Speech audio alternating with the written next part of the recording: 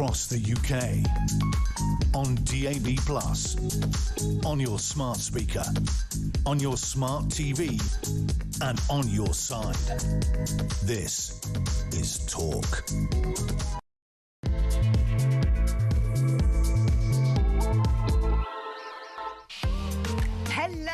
Hello. Welcome aboard HMS Why?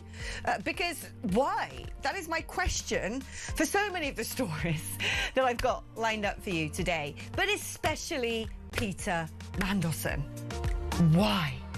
I mean, it's a bit like somebody is, driving a van with a blindfold on, and the van veers off the side of the road, goes into a tree, the RAC turn up, the police do this, breathalyse that, da-da-da-da-da. And then in the court of law, it's all about why the RAC did this, what the police did. The breathalyser showed nothing. The process. Why did you put a blindfold on to drive a van? It's the same thing. We had an American ambassador. She was perfectly good. She was well respected. She'd clearly gone through all the vetting because she comes from the diplomatic corps. She was doing the job. Why would you then go, I know. Do you know what would make this so much better? If I get this known crook to come and do it instead. I mean, come on. He was called the Prince of Darkness for a reason. We know about the infamy of Peter Mandelson because he's generated enough newspaper headlines over the course of his lifetime, hasn't he? We already knew about the Epstein connections and everything else. And it's like, you can't go say, well, I made an error of judgment and I apologise for that. I want to know why, because it was so evidently, so clearly a dreadful idea. This is just inevitability. All this process muck and he didn't clear his vettings. Of course he wasn't going to clear his vettings. It's like asking Harold Shipman whether he can re-practice as a doctor. Of course this man is totally unsuitable to any role in politics, given that he's already had to resign twice for allegations against him. So why would you go this most important ambassadorial role at a critical juncture, right? After pouring up Donald Trump, here you go, state visit, little old letter comes out the lapel, really care about the special relationship, and you put that in charge as the ambassador? Why? There was only one moment, I think, during PMQs that someone answered the question while asking the question, and that was the person who said, so what was all this about amount of money given to your campaign then, Sir Keir? And did you just have to reward Mandelson because, he and Morgan McSweeney had guaranteed you essentially becoming the Prime Minister, so they needed to be paid back in some way, right? But the thing is about MPs is they stand there and they proselytise, and they think this is my 30 seconds of fame. The public are going to be watching this debate, so I'm going to stand up, put in question, and go to very intelligent words like develop vetting, procedural inequity, national classification security strategy. I've done my notes of what we're doing on the 12th of February. No, the one question the man needed to be asked, the one question he has not even answered. OK, he said it's a poor lack of judgment. We can all see that, sunshine. We saw that before any of this hit any front pages. We thought it was a crazy decision from the get-go. So why did you make it? Who's pulling your strings? Why did you reward that man? Why did you take such a risk on putting Rasputin over as American ambassador? And yet any MP who asked that question, why did you do it, then needed to ask two very sophisticated, I know the procedures, I've done my research, I've read Hansard, blah, blah, blah. And so then the Prime Minister answered the procedural questions and then completely throughout the whole of that cross-examination skipped answering the one vital question that you want to know, that I want to know, that America wants to know, that anybody who gives a hoot about this story wants to know. We don't care about whether the Foreign Commonwealth Development Office can send an email or make a phone call and who it goes to and all the nitty-gritty of the finer details. Yes, OK, if there are problems there, fix it. But the bigger question is, there was an American ambassador, she was removed, this man was given it in what looks like an act of political will. Why? What else is going on here that we're not allowed clarity on that one point? What's being covered up? That's what I want to know. Are we ever going to know? Shall we ask the brilliant international editor of this here station, Ms. Isabel Oakeshott, just that? Isabel, always great to have you on the programme. You know, just watching that farce, that theatre in Parliament was just like watching a really rubbish sort of late 90s courtroom drama with a characterless, charmless lead man who's just playing the role of a, you know, half-wit barrister. But we didn't get to any of the juicy stuff, which is what on earth possessed him to do that in the first place? And he was actually asked that, I mean, pretty much in those words. I can't remember who asked it, but annoyingly, they asked it along with 2 or 3 other questions, which meant that Starmer just chose the one he liked. I mean, these days, MPs of all parties should realise that they're dealing with someone who is, even by skilled politician standards, exceptionally evasive. And if you ask the Prime Minister more than one question, you give him more than one opportunity not to answer. And this is what he did all afternoon. I watched much of it, not all of it, on and on and on it went. For those that didn't see it, I summarised it earlier on Kev's show. Basically, it amounted to Starmer saying, I'm hopping mad, that I wasn't told the truth, and I'm now going to order some reviews in order to try to make this all go away and ensure it will never happen again. It just doesn't wash, does it?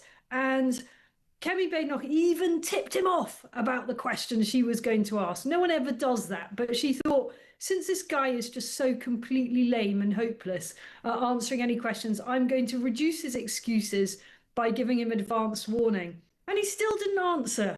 There was a cracker at the end of her list of questions, which is, did you know that Peter Mandelson was a director of a company with strong reported links to President Putin's war machine, and that he carried on being a director of that company after Russia's illegal invasion of Crimea in 2014? Well, guess what? Keir Starmer didn't answer. You know, to me, the scandal of this whole thing, this whole thing, I am actually more exercised about Peter Mandelson's links with the Chinese communist regime and his links with Russia than I am about the Epstein thing, which is not to say that I'm in any way suggesting that the victims of the Epstein thing don't deserve all our sympathies, and that it wasn't an insult to them to appoint this idiot. But I just think it's incredibly worrying that somebody with those links was put into the heart of our diplomatic establishment and was able to operate at the highest level with the highest level of clearance, as we now know, despite the fact that the experts had said, I wouldn't do that if I were you. This guy is dodgy as heck. I think you're absolutely right in your assertion. The most worrying part is the fact that he's connected to hostile governments. He's got friends in very high places, but then I think the Epstein inclusion shows he's got friends in very low places. And the extremely risky part is the fact that he's a common denominator. You know, what is he passing from the government to people like Epstein? It doesn't even have to be someone with some sort of underage island. It could be anybody, any financier, any head of an international bank. If you're giving away privileged information pertaining to national security to anybody who is not directly involved in political conversations with the same clearance, you are breaking the trust of the public. You are breaking a diplomatic code. And Mandelson's done this his entire political career. And, you know, I must admit, for me, the 2 standout stars, although there was a third, I just don't know the name of the person. One of them was the guy who I mentioned earlier, actually sort of laid bare, well, you know, it's this sort of Labour movement run by Morgan McSweeney and Peter Mandelson, which filled up your campaign coffers. Oh, they manoeuvred to make sure you were the prime ministerial candidate. That was the sort of, you know, we're like, oh, we're getting somewhere now. So whoever that was, hat tip, because that was the right direction of travel that the public wants you to go down. But the other 2, has to be, even though it was completely against parliamentary protocol, Lee Anderson, because I just think he spoke on behalf of all of us. Let's have a watch.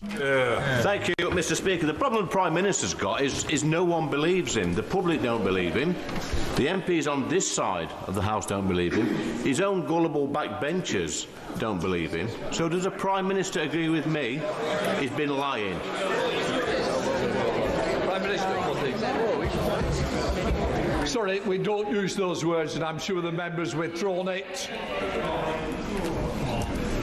Mr. Speaker, I have the greatest respect for you and your office, but I will not withdraw. That man couldn't lie straight in bed. Order. Mr. Anderson, you'll have to leave. Well, he might have had to leave, but that reverberated around the Commons, and certainly with anybody watching it, I think they were going like, get in there, son. Yes, Lee. But this is the difficulty. Like you said, the man is a barrister.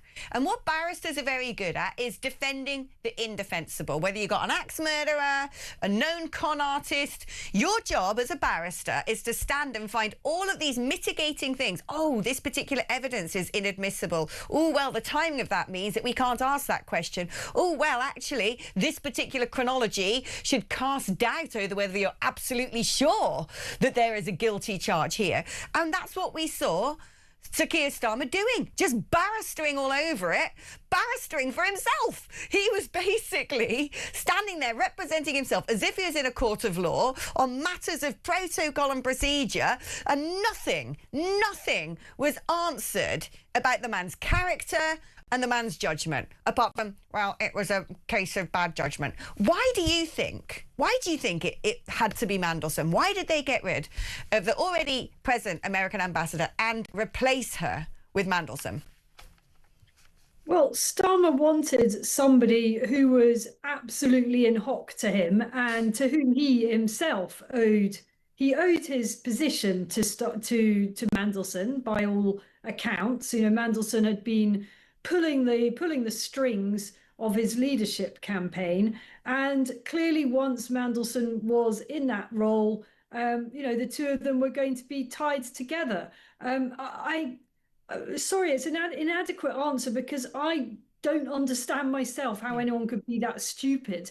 You know, I'm old enough to have been almost around when those Mandelson scandals happened in the Blair government and the Brown government, and the minute it was announced that he was coming back, I thought, are you insane? You know, this guy, not only did he have to resign twice from Labour governments in the past, but in the interim has spent his time filling his boots with questionable money and filling his little black book with questionable connections all over the world in some of the most dodgy regimes known to man.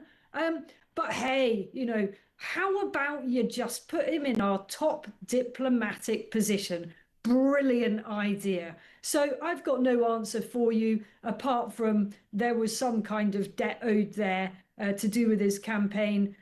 That's it. The thing is about those sorts of debts is, once you become Prime Minister, you are totally free to actually not repay the debt if it's one that's going to end up dragging down your entire premiership and putting national security at risk. There's no guarantees. You know, opposition leaders or leadership contenders can promise all they like. We all know that when push comes to shove, they get into number 10, they can dump you or they can not appoint you, whatever it may be. It was entirely in his gift not to make this error.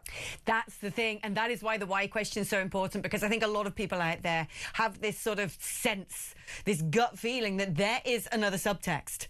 Because it was such a risky appointment, because it was so unnecessary, because we had an ambassador, the why is important. Because you think that you say that, you know, perhaps that, you know, Mandelson was in hock to Starmer. I think my concern is Starmer in hock to Mandelson? What control does Mandelson have over Starmer? Yeah. Is there grubby information? Are there other unpaid debts? Are there skeletons in closets? I mean, I'd love there to be. You know, what fun that would be if we could uncover that. And you know, there's always just that little frustration with a missing bit of the story. And I'm not at all convinced that this debt of gratitude, whatever grubby deal was done between the two men in order to get Starmer into number 10, I'm not convinced that that goes the full way to explaining this. No. There's something else, isn't there? Yeah. Something else. That's just that. I always say when you don't understand something, follow the money. There's got to be some money thing there. There's something, isn't there? You've been a journalist at the top of her career for I was going to say a long time now, not to disparage your wonderful youth and beauty, but you know what you're doing, and you know as a journalist when you get that tingle and you think, there's a reason this has not been fully addressed, because you pull on that thread and the whole Pandora's box flies open. Now, somebody who I'm not normally, overflowing with praise for, had a brilliant turn today at PMQs. In fact, everyone was sort of whooping and cheering as Diane Abbott stood up, and we all thought, well, she was obviously a Corbynista, and her previous partner wasn't treated with the same sort of, oh, I owe you one that Starmer treated Mandelson when it came to picking people's positions in Labour 2.0. So, maybe her own axe to grind, but my goodness, did she grind it well? Let's have a look. Lisa Mandelson has a history, and what this House wants to know is why, knowing Peter Mandelson's history, going back now 30 years, and given what has been known, it's one thing to say, as he insists on saying, nobody told me. Nobody told me anything. Nobody told me. The question is, why didn't the Prime Minister ask?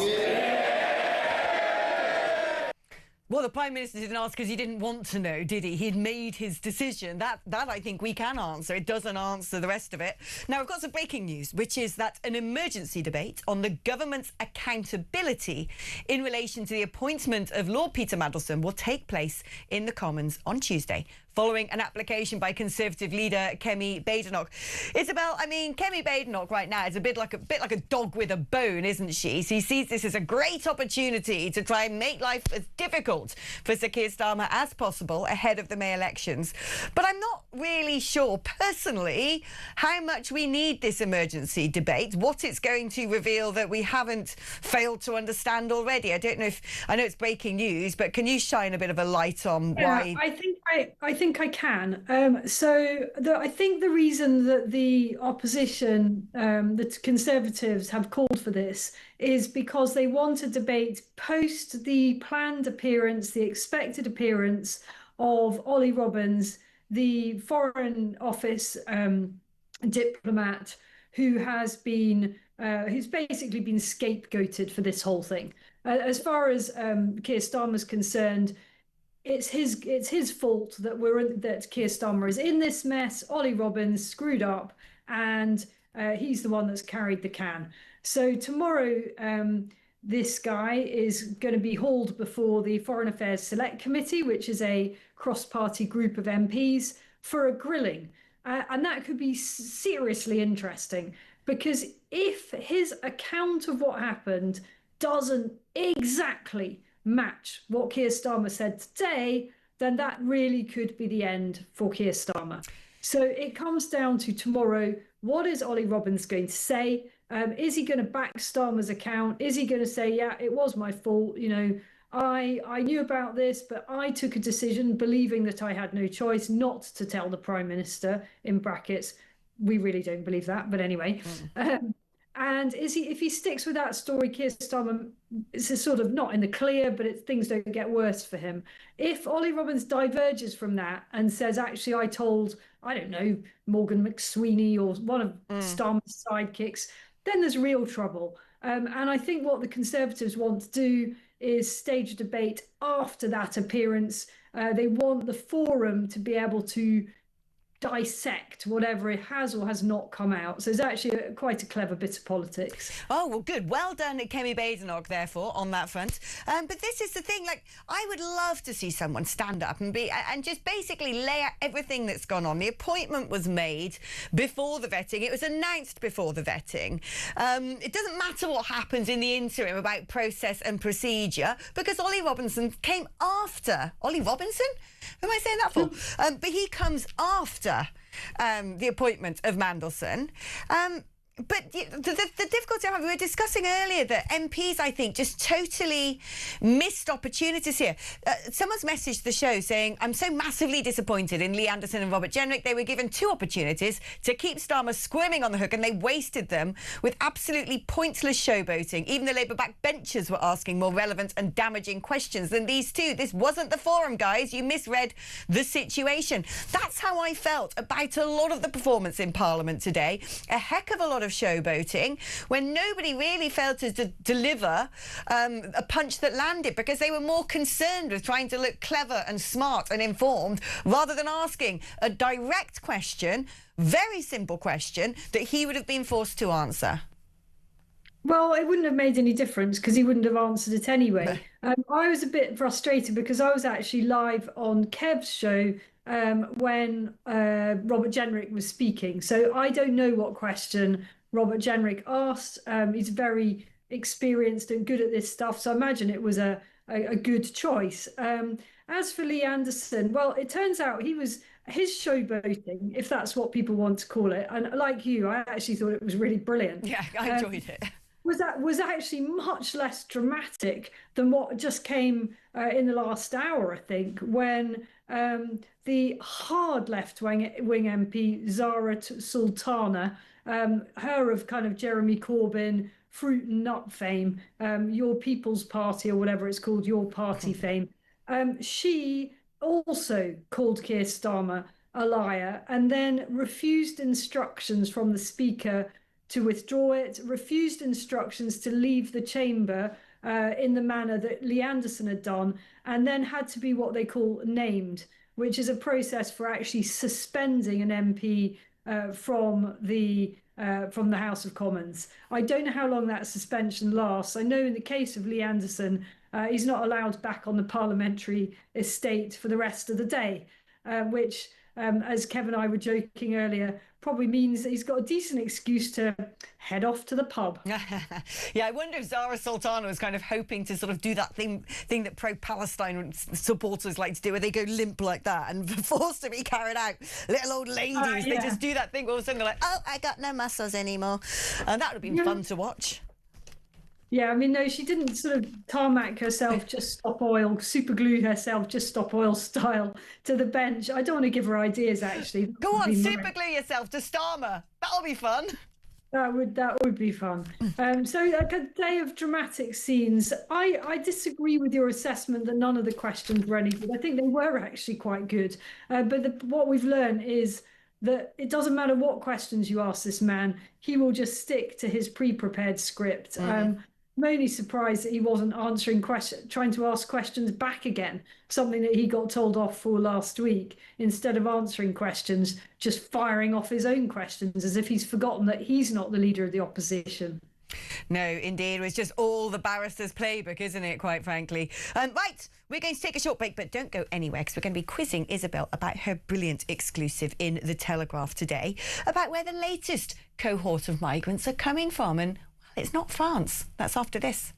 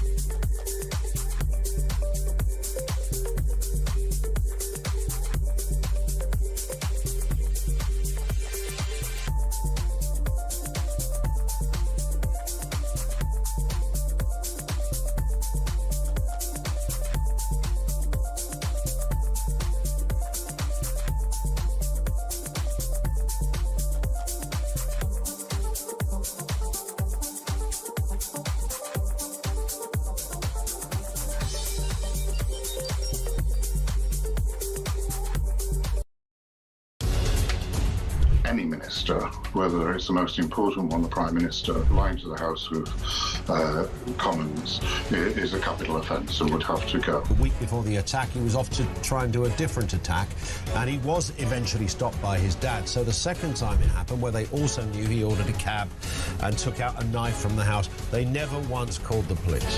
First rule of politics, don't slam the Pope. Don't have a go at the Pope, because you lose the Catholic vote at a stroke. I'm not a big fan of Pope Leo. I like his brother.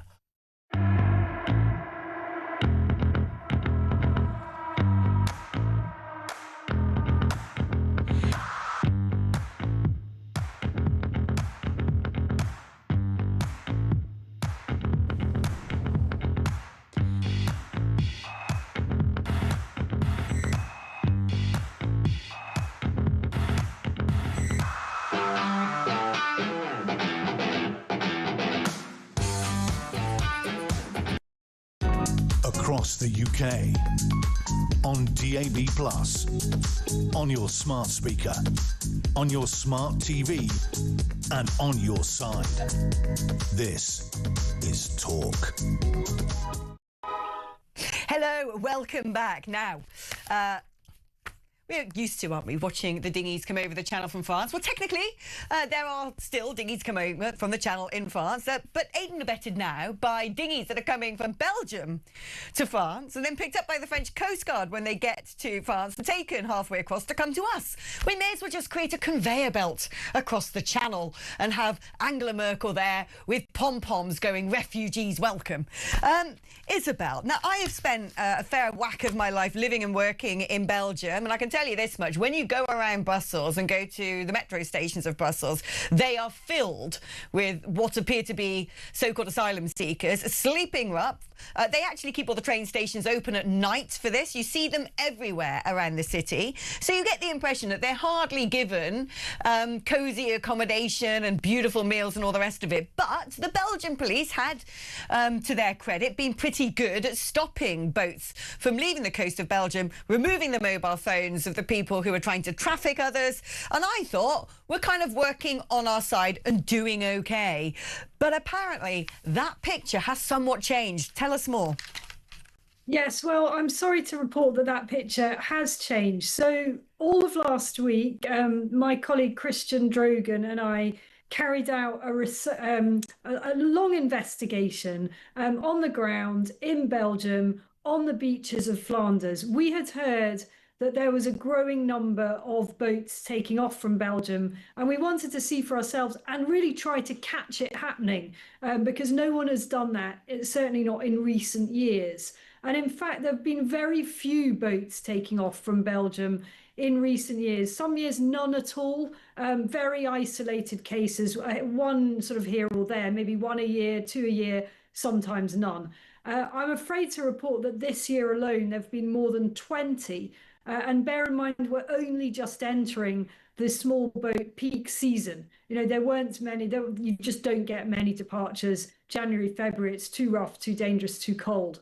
And what we observed, we were there for the departure of several small boats, both at the beginning of the week and at the end of the week. It does, I have to say, require quite some dedication to the cause.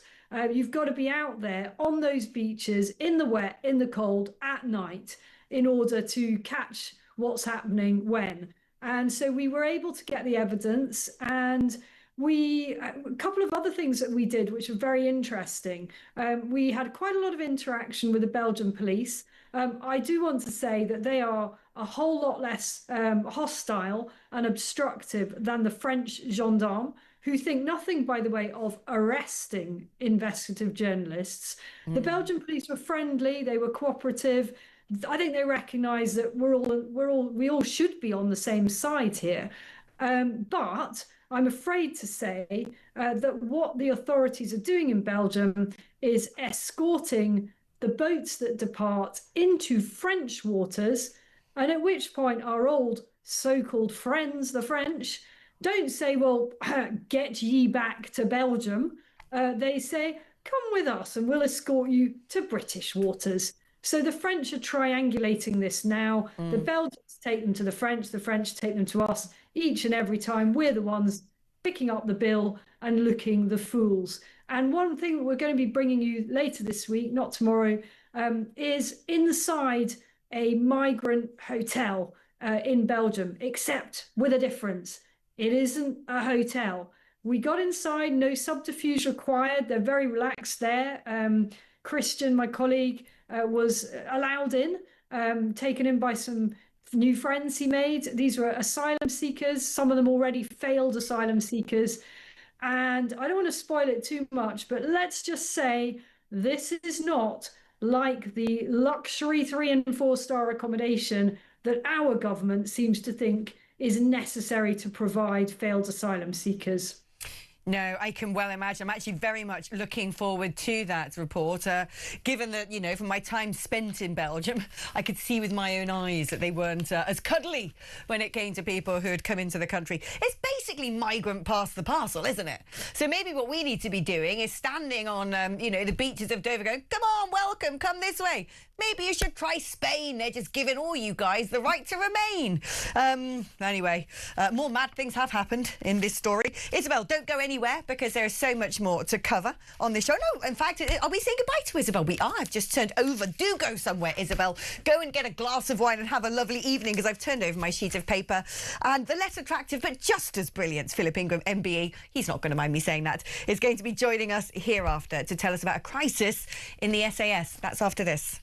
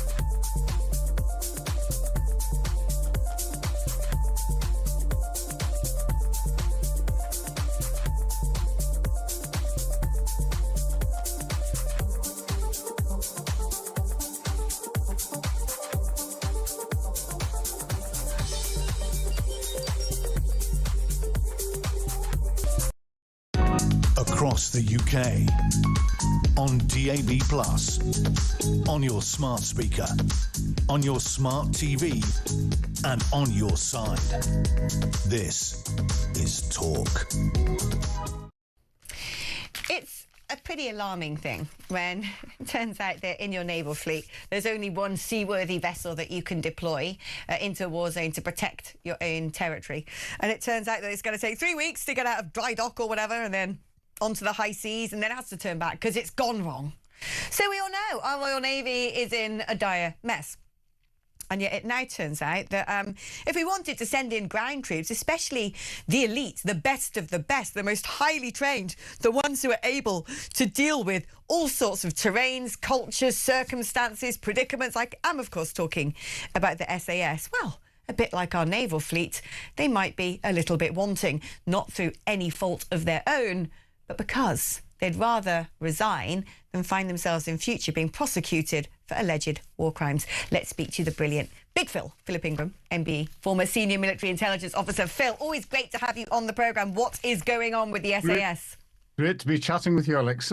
Well, the SAS are recognising that they are not being protected. They're not only the troops of choice that we put in first, but they're put into the most dangerous situations. They're put into the situations where there's very difficult lines between what they have to do from a legal perspective, and they're highly trained and will carry out all of their actions under the rule of law. But the circumstances tend to be very difficult, and because they're not given any certainty, because of the historical prosecutions we're seeing about Northern Ireland, even when the judge turns around and says this is crazy bringing this prosecution, there are no grounds for it whatsoever. It's the mental impact that it has on former soldiers is something that current serving soldiers are saying, hey, if you're not looking after me, why should I give my life, why should I give everything that I'm doing to you? Well, that's it. You are risking your life if you're in the SAS, because at some point you're likely to be deployed in a situation where fatalities are not uncommon.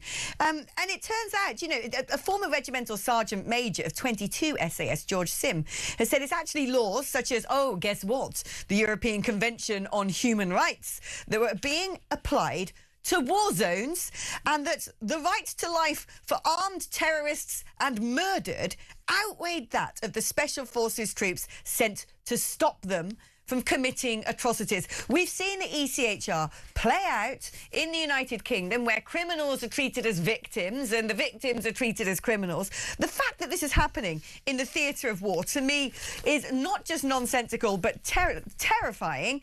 And yet we know as well which particular barristers' chambers really enjoyed pushing for prosecutions of army veterans, don't we, Phil? Oh, 100%. Well, it's not just that particular barristers' chambers. It's, the two individuals that are closely connected to the top of government have had their fingers in the pies of trying to ensure that soldiers are prosecuted. And I'm talking about the Attorney General, Lord Hermer, and the Prime Minister, Keir Starmer. The sorts of things that they're trying to prosecute our troops for. There's one that's pending at the moment, but it is still open source, and therefore it can be talked about. And that's where 9 terrorists got out of a minibus and a couple of cars following a digger that had been driven through the front gates of a police station. They detonated a bomb in the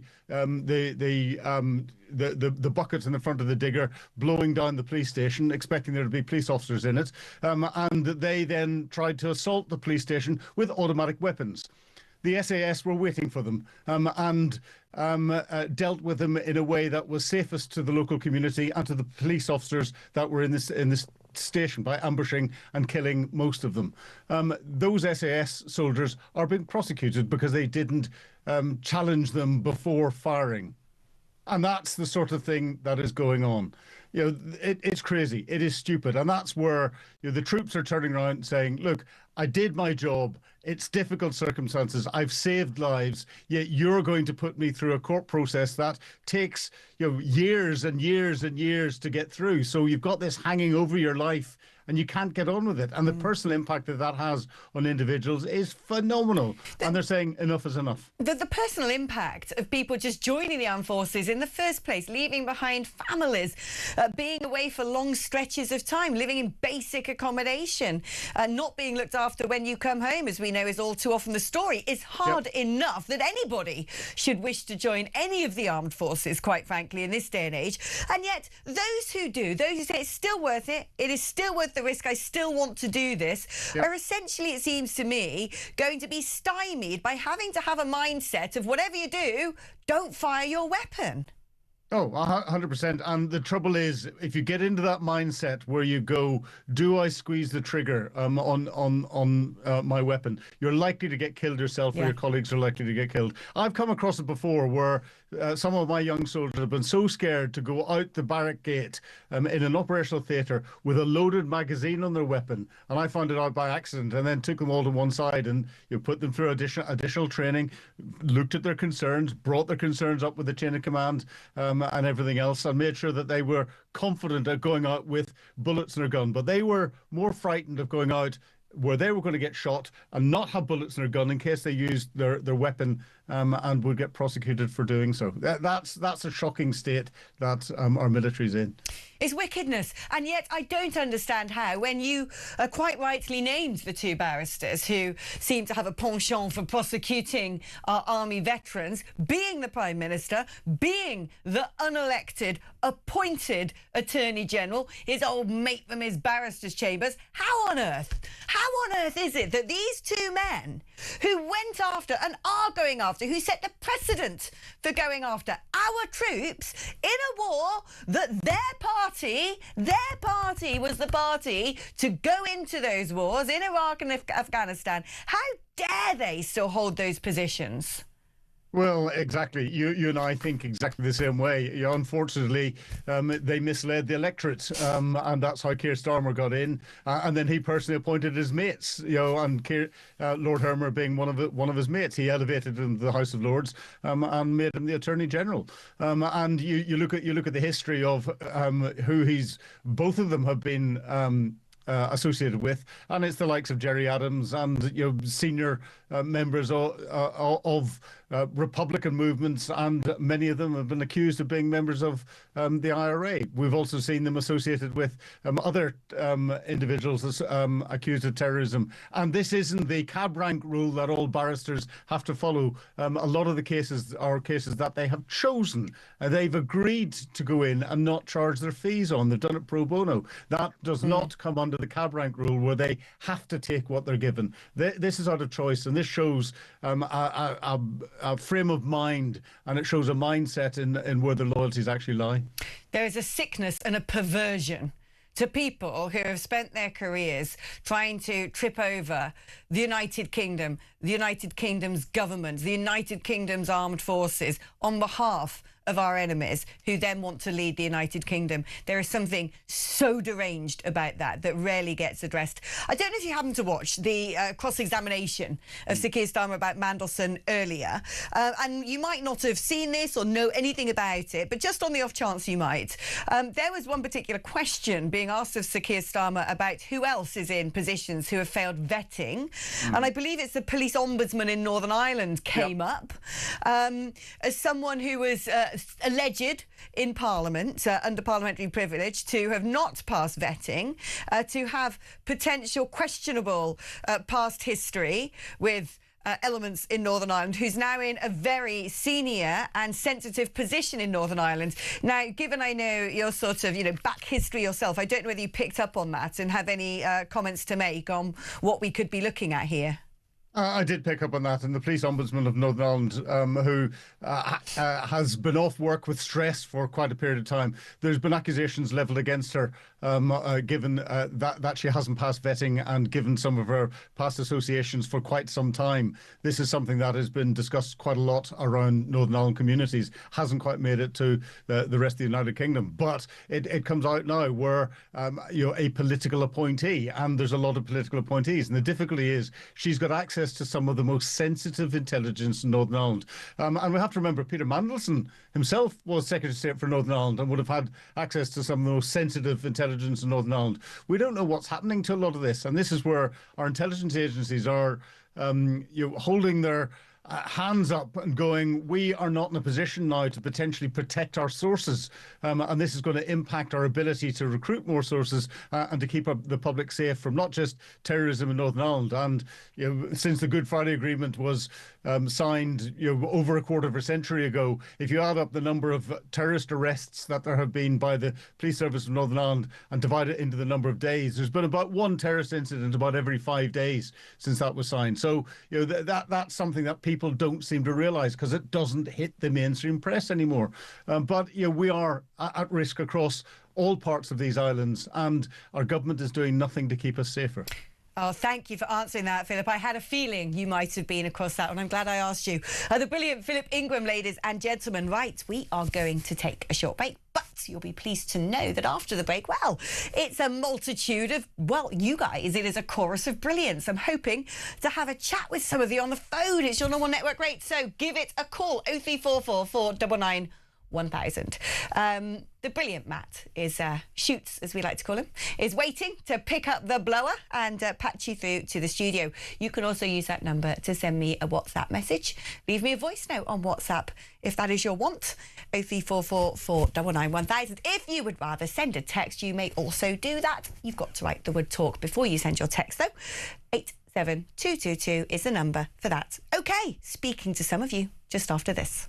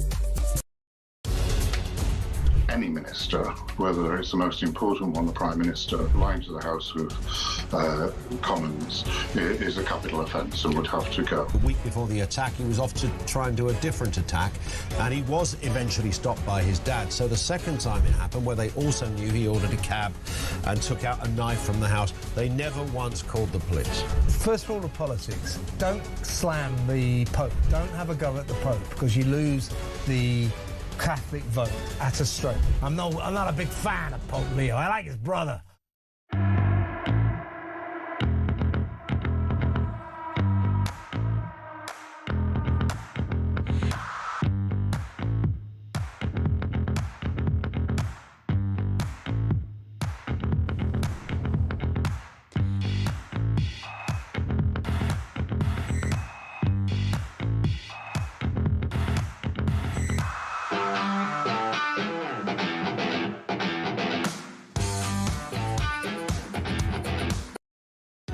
Across the UK, on DAB+, on your smart speaker, on your smart TV, and on your side.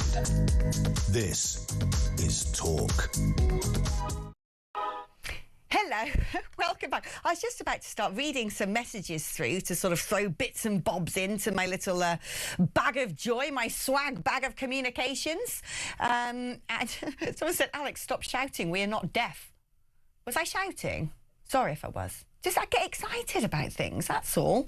Turn the volume down when I come on if it's that. Do you want me to talk in a bit of a softer manner? Shall I do it like that? In fact, rather than me talk, shall we have some voice notes instead? Here's Gaz.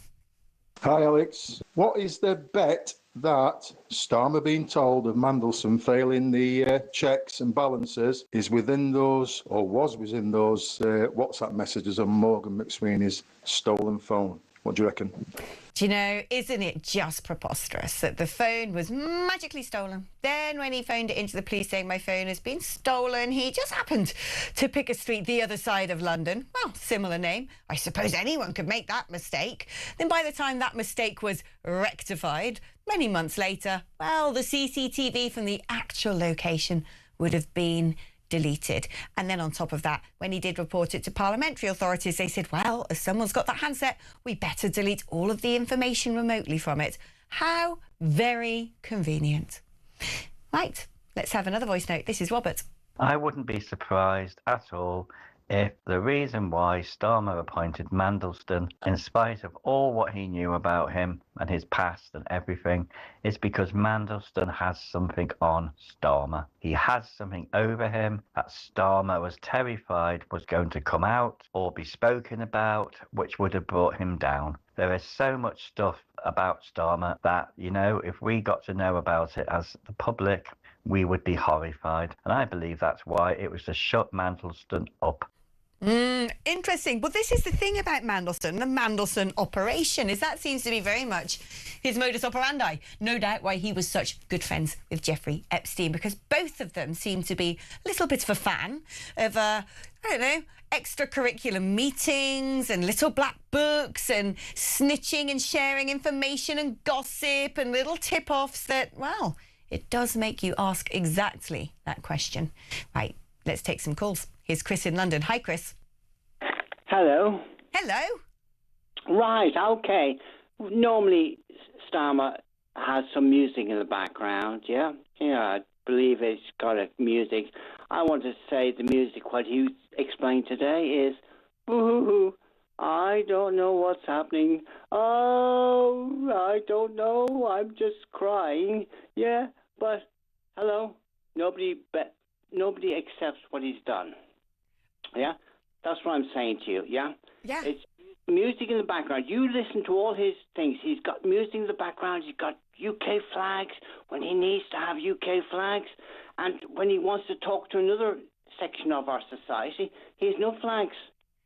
Wow. I mean, I've never really noticed all of the sort of aesthetic treatments of Sir Keir Starmer's various output into the world, the music and the flags. I know what you mean by the flags, but the music, I'm going to have to listen out for that. But you know what, Chris? I'm going to encourage my brilliant tech op Sam to make a recording of that very ditty that you just sang to us then, which was delightful, can I just say? And perhaps we can just apply it to a video of Starmer ourselves. Chris, thank you ever so much for that most delightful and curious of interventions.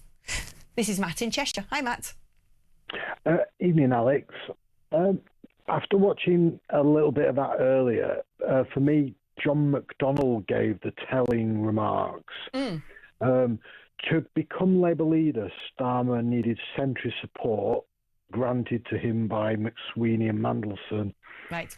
In return, it's obvious that Mandelson wanted a plum roll for his ego's sake and a chance to stick his snout in the opportunity trough.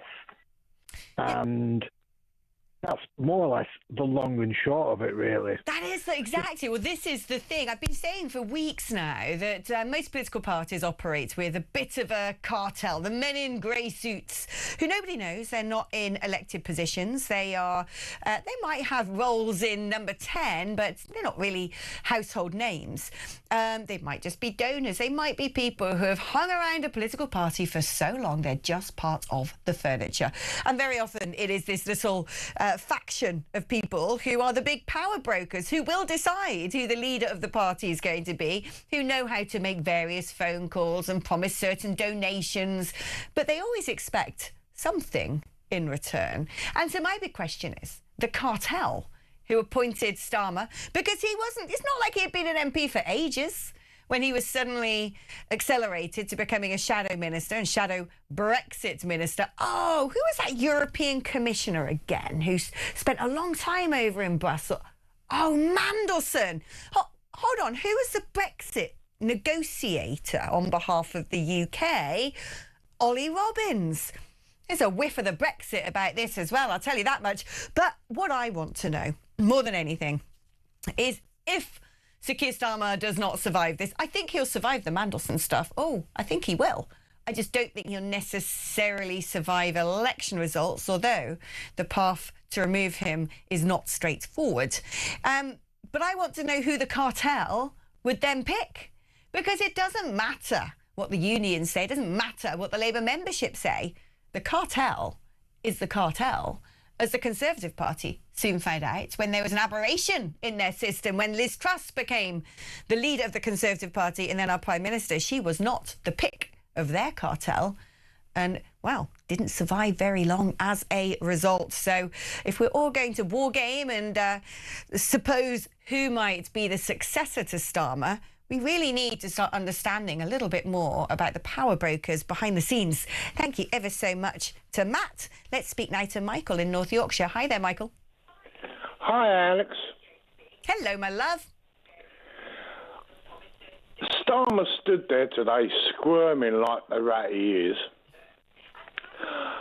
Lammy was the Foreign Office Minister at the time of Mandelson being appointed.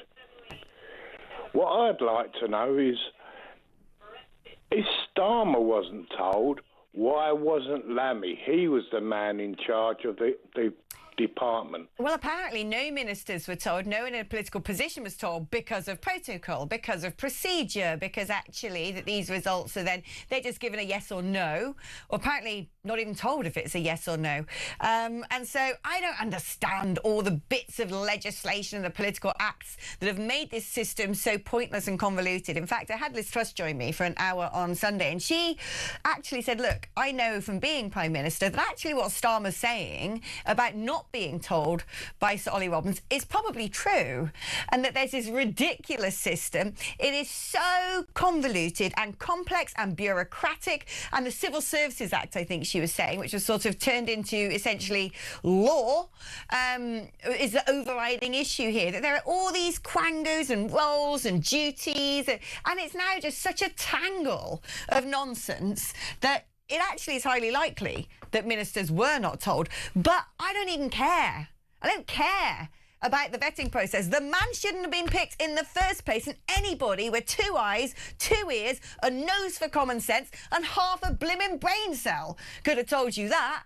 Anyone could see that. Everyone went, whoa, when that appointment was made, because it was so ridiculous, because it was such a shock, because it seemed so utterly crazy that you kind of thought maybe there's some sort of method in this madness. Maybe there's a reason why you'd pick one of the most politically toxic people on earth for one of the most senior positions in the diplomatic corps. Maybe there's some sort of genius abounding here.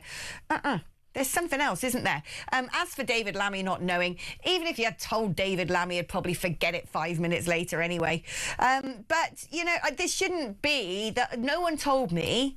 Oh, sir, you know, the dog ate my homework. Nobody told me isn't an excuse for the terrible decision that was taken by the Prime Minister in the first instance. OK, he might have apologised. OK, he might have put his hands up and said it was a distinct lack of judgment, and for that I apologise. But what he hasn't answered is, why did you do it then?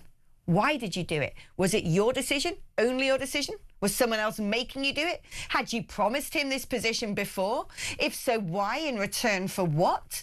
Or did you just have, I don't know, a mad day where you'd had one too many scotches in the evening and thought, hey, I've got a great idea, a little bit drunk, let's get Mandelson to be the ambassador. I don't think it went like that. So the questions that need to be asked are extremely grave indeed. Michael, thank you ever so much for your call. Now, if you want to join the conversation, we'd love to hear from you later on in the programme, but you can call up at any old point and register your interest, and we'll take down your details, we'll put them in our system, and when the time is ripe for us to broaden our horizons and let some of you come on and sing us some ditties, etc., I especially like a ditty. The number is 0344 499 1000. It costs your normal network rate. And the brilliant Matt will give you a call back when the time is nigh. 0344 499 1000 is also the number to send me a WhatsApp.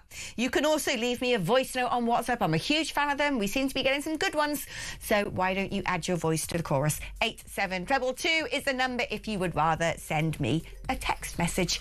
It's your normal network rate. If you're going to send a text message, you've got to write the word talk before you write your text. So much more to look forward to on the show. We're going to be digging into Reform's latest policy on migration. They had a bit of a press conference today. Probably not the best day to do it, if I'm honest with you, but it is definitely worth looking at. And then, of course, coming up much later in the show, we've got a bit of a minor weird hour. This time we're going to be joined by the excellent comedian Steve N. Allen to walk you through all the farcical stories of the week.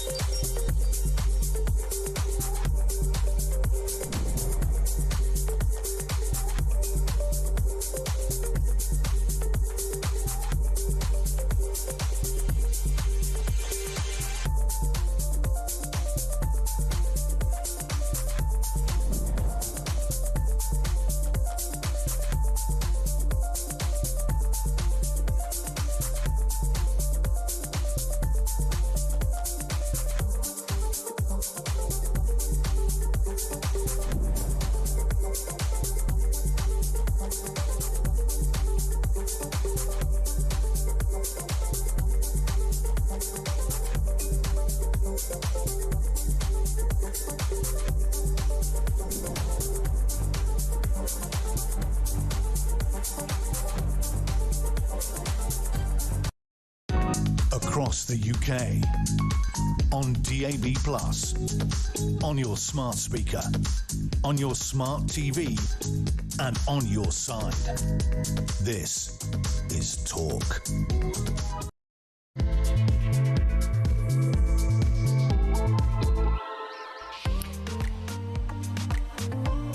Do you know, whenever I hear this music, like the evening slot, I feel like I'm transported to some sort of carabiner. Is that the word? Those sort of weird beds on beaches? Cabana?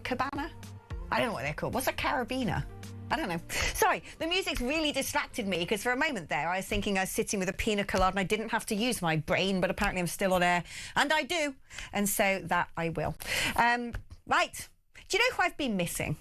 Really missing, because it's been a whole day that I've not seen him or spoken to him.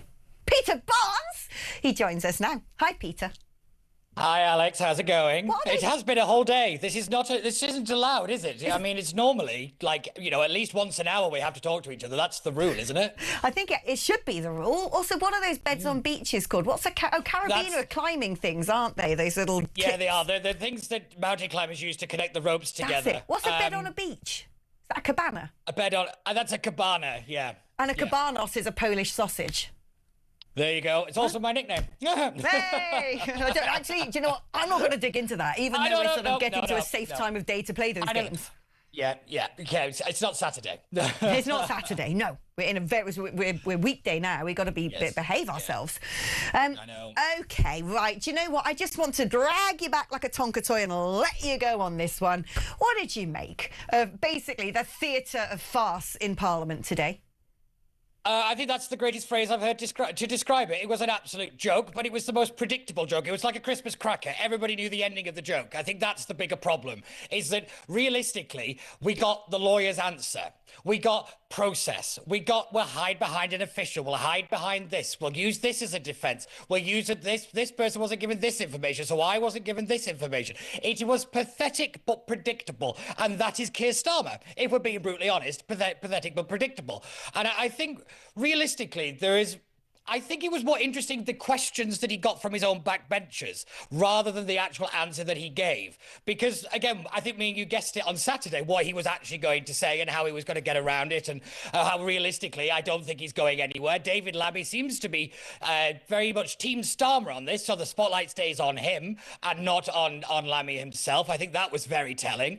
But I do think that the way that I think Diane Abbott became the voice of sensible common sense in the room, I think when that happens, you've got a massive problem on your hands and you've got to deal with it, because she actually tore him apart. She basically said what we said. It's like, why have you gone out to bat for him? John McDonnell, whilst going on a little bit all around the houses, basically said the same thing. Yeah. Why go out to bat for this guy? It makes absolutely no sense unless John McDonnell seemed to hint that because Starmer's got no political antenna, he needed him and this was the payment, kind of, as it were, or as we've often thought, that there's other factors moving in the Labour Party that made it happen. But again, Starmer did actually own up to it, which is more than I thought we were going to get. But I loathe how he keeps bringing the Epstein victims into this. Oh, he loves that. With respect, it's nothing to do with them at this point in time now. It's just hiding. It's pathetic. It is pathetic. It's interesting, actually. So, it's John McDonnell who was asking the questions all about. What is the all Labour together or something like that? Or yes. What? Yeah. It's funny, isn't it, that the sort of Corbynista wing of the Labour Party are the ones probing and pushing into the most important of questions, because it gives me the sense that they know the answers. They actually know why, or they've got a hunch they know why, which is why they're trying to stick it to him on that topic. And I think many things about Diane Abbott simultaneously, but one thing I would say about Diane Abbott is this woman doesn't have a filter. I've never considered Diane Abbott a liar. She's the sort of woman who'll turn around and say something that is sort of surprisingly quite racist. Like, well, I did send my kids to private school because I'm a black woman. We're prouder of our kids and more she just says wild things. But one thing that Abbott doesn't do is spin and tell porcupines. Frankly, neither does John McDonnell, really. They kind of wear their bad stuff on their sleeves. And so what I really want to get closer to why this appointment was so necessary, because because it would make sense in terms of returning the political favour. Well, they helped me campaign. Mandelson's been instrumental in me becoming, first of all, shadow Brexit secretary, then leader of the party. If I wasn't those things, I wouldn't be Prime Minister, so he has to be rewarded. Sort of understand that, but still, you don't have to reward someone in kind when you become the Prime Minister, unless you think there's going to be some sort of backlash for not doing so. It was still a highly risky political move to make. It was done deliberately quickly, announced the minute it was spoken to. Then I think Starmer knows procedure full well. I think he knows everything full well, that the reason it was rushed out was because once it's out and the appointment's been made, it's a fait accompli. It's very hard to undo that. But it still begs the question, why? Why this reward? Why American ambassador? And I think there's something very much hovering around the other stuff that wasn't really brought up as much in Parliament today, because as you said, the deflection tool is, oh, you know, apologies to the victims of Jeffrey Epstein. No, not relevant right now. What I want to know is the business dealings with hostile foreign states. Because what we know about the Labour Party, particularly when it comes to China, is their approach to President Xi Jinping is rather different, let's say, from that which our security services might otherwise advise. I couldn't agree more. And Ian Duncan-Smith basically probed on this particular issue. He did it in the original kind of when all of this started, and he did it today. He mentioned about the Chinese dealings. Now, it is important to kind of stress that we don't know why he failed. That is kept confidential. I don't think it should be kept confidential anymore. I think the public need to know this because we've got a big problem of trust. Nobody trusts this government. Nobody trusts our institutions. We have to have a complete kind of mea culpa where everything is out there now, because this really strikes to the heart of a really big problem, is that every red flag went off and the decision still went through. That is a problem. What alarms me here is, you know, he was also asked about various political appointments that have been made, i.e. not people from the civil service, from the diplomatic corps, people who have worked their whole lives in that particular sector, would have had to go through all the highest levels of vetting, of glittering careers and, you know, buckets of experience. Why bring someone political in and then have to do the developed vetting, etc., as a result of that? And how many other appointments have there been? Because you know who I would love to go through development vetting, whatever it's called? I want Starmer to go through it. I think that we deserve now in this country to have Hermer put through that, Starmer put through that, their little buddy Philip Sands put through that, because a lot of what's going on at the top of the Labour Party stinks. Jonathan Powell, he needs to go through it, all of them.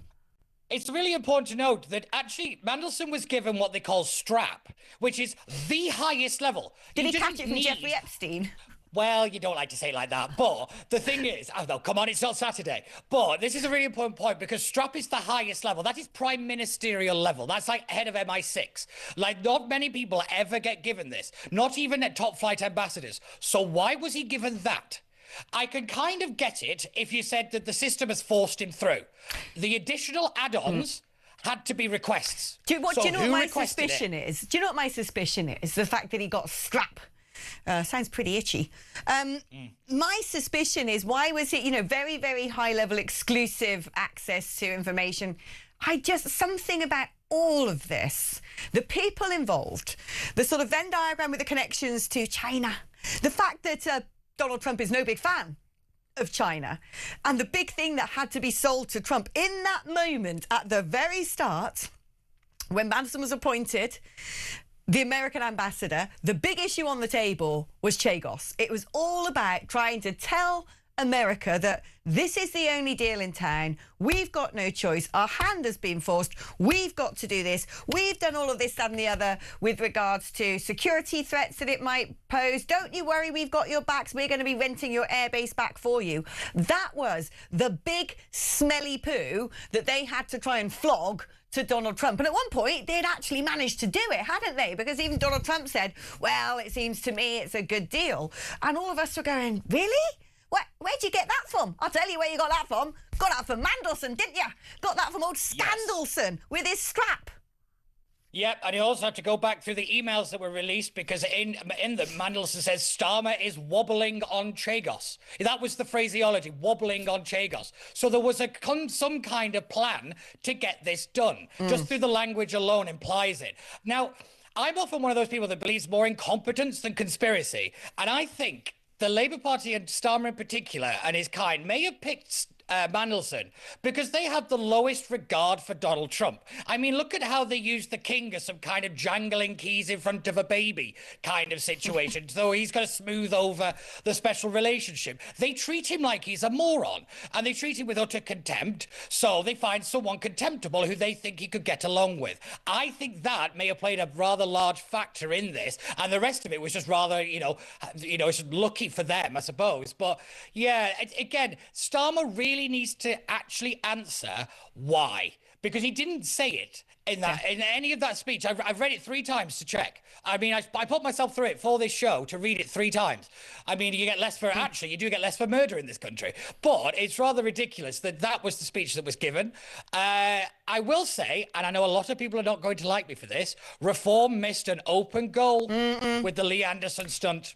I thought that was amateur hour. I thought it was entertaining, but I agree that they missed an open goal. I think a lot of politicians missed an open goal. The only people who seem to, get zingers were from the Labour Party, from the other wing of the Labour Party, who don't like the lot currently in power. Because do you know what, really? I watched as much of the cross-examination as I could before having to leave to get the tube into work. Hours I'm never going to get back. Yeah. But what really dawned on me, I was just sitting there like this, looking like Starmer himself, going, why is it these ridiculous MPs go all pigeon-chested and have to ask 25 blimming questions to make themselves look smart, rather than get him with the one that we need the answer to, which is, why did you do it? I don't care about the process. I don't care who told what and when, and civil service acts and protocols and vetting and all these different acronyms for vettings and departments and committees. I don't care. You made that decision. You might have said it was poor judgment. Why did you do it, son? Why? Yeah, it was definitely an alphabet soup, that's for certain. I mean, I'm a bit of a process guy. I speak Westminster, but even for me, I was struggling to keep up with the number of acronyms he was coming out with. It sounded painful at one point, but you kind of have to. That is the question on the table. Why? Just why put your premiership on the line for a guy that's been booted out of cabinet 3 times and everybody knows is a wrong 'un? I mean, it makes no sense. So there has to be a reason. He's not that incompetent. I don't believe he's that incompetent. No, he's not. I mean, I think he's arrogant. I think he's arrogant. And I tell you now, there was 2 moments I thought you saw the scared Starmer, where he got cross-examined by the chair of the Foreign Affairs Select Committee, or one of the committees that's looking into this. He was rattled because they were furious that they found out about all this through The Guardian, not through document release, because it was a really pointed question. If this hadn't have come out in the press, would the committee have found out about it? Would Number 10 have given this information over? I think that was a very rattling question for Starmer, and he didn't like it. No, I thought at times he looked a bit rattled, but the rest of it, he was just, doing what he knows best, which is barristering all over things, which largely involves trickery, chicanery, looking at everything in terms of T's crossed and I's dotted to win. Not to be honest, not to be moral. You're not in a court of law. You're running this country. You made that appointment. We deserve, as the people who you are now in charge of, to know why on earth you thought that was remotely plausible. That wasn't answered. Do you think we're going to get anywhere with this? Because I must admit, we talk about this stuff a lot. You and I on this show, this station, we're there digging around in the weeds. We're trying to answer those questions. We're daring to propose those questions. And yet, I'm afraid to say, most of the legacy media are napping on the job. I've never seen anybody get in a hoo-ha about Lord Hermer, when to me, his entire back catalogue, his oeuvre, his canon of legal wins paints a very scary picture. And he's the very first, for a very long time, unelected, directly appointed, again, a sort of, personal pick pal of the Prime Minister. Has he been vetted? Because, he's another one, quite frankly, that all you'd have to do is look on the Wikipedia and go, he did what? He represented who? He did it pro bono. Now he's the Attorney General. Why are we the only people asking these questions, Peter? Because they would realise their own complicity in putting them in power. That's the reality of it. They won't look under a rock that they helped put there in the first place. I mean, they look at the general election in 2024. There was no scrutiny on Keir Starmer, no scrutiny on Rachel Reeves, no scrutiny on David Lammy, nothing on policy. Just change, and that was enough. The dumpster fire of the Tories and the rise of reform. That was that general election, according to the legacy media. There was nothing on any of these people that now hold high office and are running this country further into the ground than they already found it, which I think is quite impressive, some feats. But the media has to get its act together, because this is how bad things really happen. Because like you said, we've got a lot of people running around now that we don't know whether they're cleared, compromised or what. Because if the Prime Minister didn't need to know, the Prime Minister wasn't told. That's not how this should work at all. And I tell you now, again, reform is an open goal. It's in one of their policy documents for civil service reform. It was literally on the table. I complain they've never got any policies. The one time they could announce something, they didn't do it. No, look, I'm sort of with you. There were plenty. I mean, I think Badenoch is feasting on the fetid carcass of this scandal at the moment and doing pretty well. Debate tomorrow. Yeah, debate tomorrow. What do you think's gonna, the big one. Yeah, what do you think's going to... What do you think that might bring us? Because, you know, it's like everything else in news. When a story's been more than 3 days, we start getting a bit bored of it, don't we? And if there's not anything dramatic developments or fresh plot twists, it's a bit like, oh, God, the Mandelson thing again. Are we going to be woken up from our sort of, you know, somnambulism with some excitement tomorrow? I doubt it, because Ollie Robbins is a professional civil servant. You know, he still needs a career after this. So he's not going to go around naming names, is he? I mean, the reality is he probably said, you fall on your sword. There's already a job waiting for you in some think tank somewhere. I mean, that is probably the reality of a lot of it. And that is part of the problem. Why is David Lammy still in government? Why is the permanent secretary still there? Why are half the people at the Foreign Office still employed? This was a huge structural failure that has existed long before the Labour Party, fair enough. But where's them saying this can't be the right way of doing things? That I link it very strongly to the Southport report, where he said there was a lack of professional curiosity. You know, they're just, well, get the boilerplate, fill out the form, curiosity is a cover-up. It's a cover-up. It's a bit like when a journalist has a brilliant story and they go, I'm not going to do that story because I don't want people to know what's in the story. It's a cover-up. Not asking questions is deliberately not asking questions. And I'm pretty sure Starmer, who's a pedant for detail, he's a pedant for protocol, he would have known that announcing that appointment early, making it a fait accompli, that he had basically wiggle room if everything then blew up in his face. Well, it's blowing up in his face, but I don't think it's going to blow him out of number 10, is it? No, it's not. David Davis had a really good point where he found a letter between the vetting and the Prime Minister's office saying, we will put a team together to find a way to get Peter Mandelson through vetting. I mean, that's very interesting language choices, isn't it? I mean, the people that are supposed to be doing the independent vetting seem to be very close to the people you're doing the vetting for. That's not how it's supposed to work. And we have to rely on this, because I made this point with Mark Dolan on Sunday, that this is a national security problem.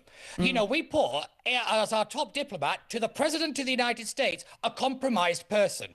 That undermines British credibility on every marker you can think of. I wonder... I mean, we're already clinging on to 5 Yeah, I wonder if America, behind closed doors, they wouldn't say it out in the public, well, Donald Trump might, but they wouldn't say it out in the public because of a special relationship and we're still considered an ally. But I wouldn't be surprised if behind closed doors they're like, whatever you do, don't pick up the blower to UK. I know we're in Five Eyes, but let's be fair, those guys can't be trusted.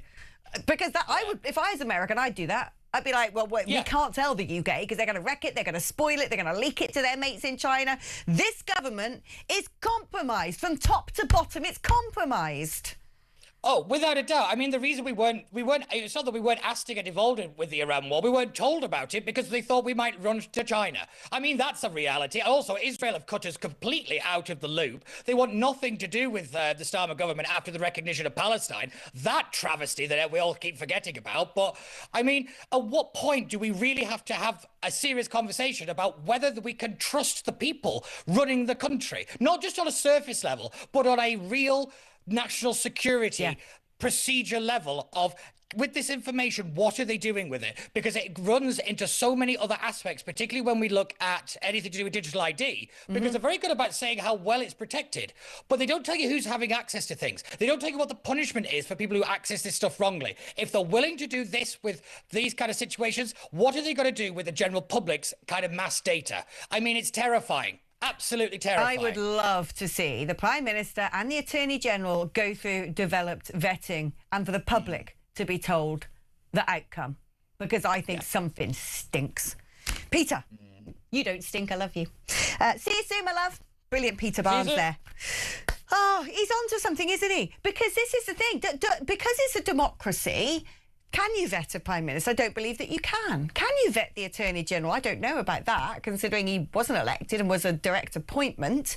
But I want to know, because this is the same Prime Minister who spent gap year in a Cold War workers' camp for the other side. Not that he'd be in a Cold War workers' camp on behalf of Britain, but everything is all of his work as a barrister.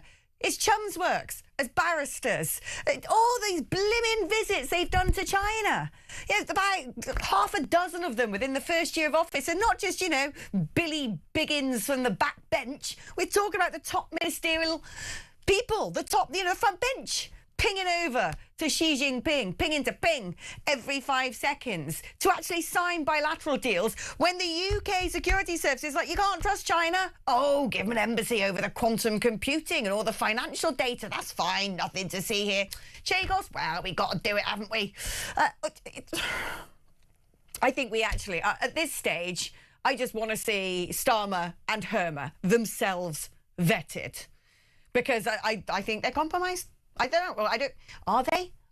Even if there's that shadow of doubt in anybody's mind that the two most high officials of this land running the country might not pass vetting themselves, don't you think it ought to be done? Is there a way to do it? Probably not.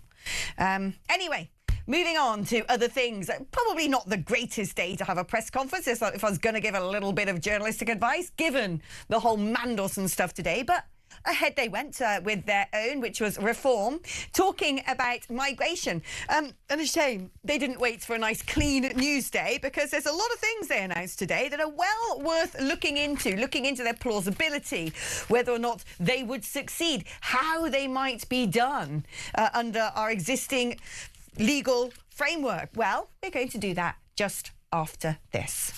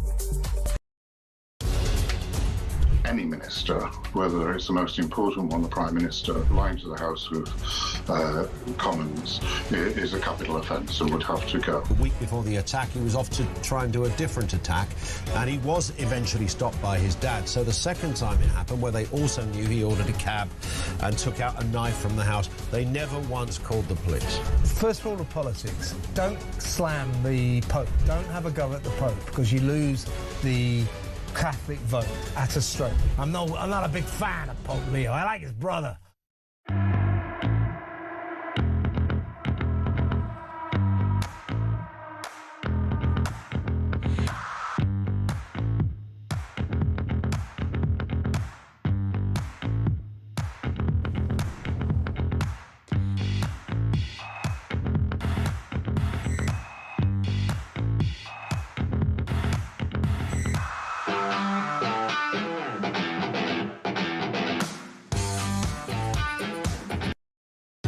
Across the UK, on DAB+, on your smart speaker, on your smart TV, and on your side.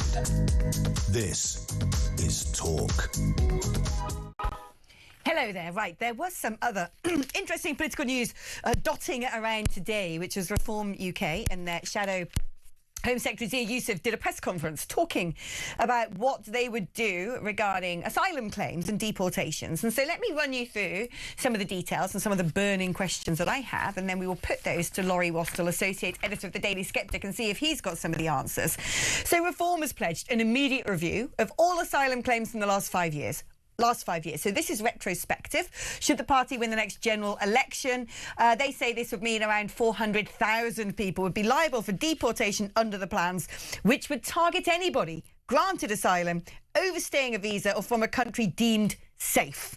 They say that, in theory, 600 deportations could take place over 5 years. They want to leave the ECHR in order to make removals easier, abolish the right to permanent settlement in the UK after 5 years.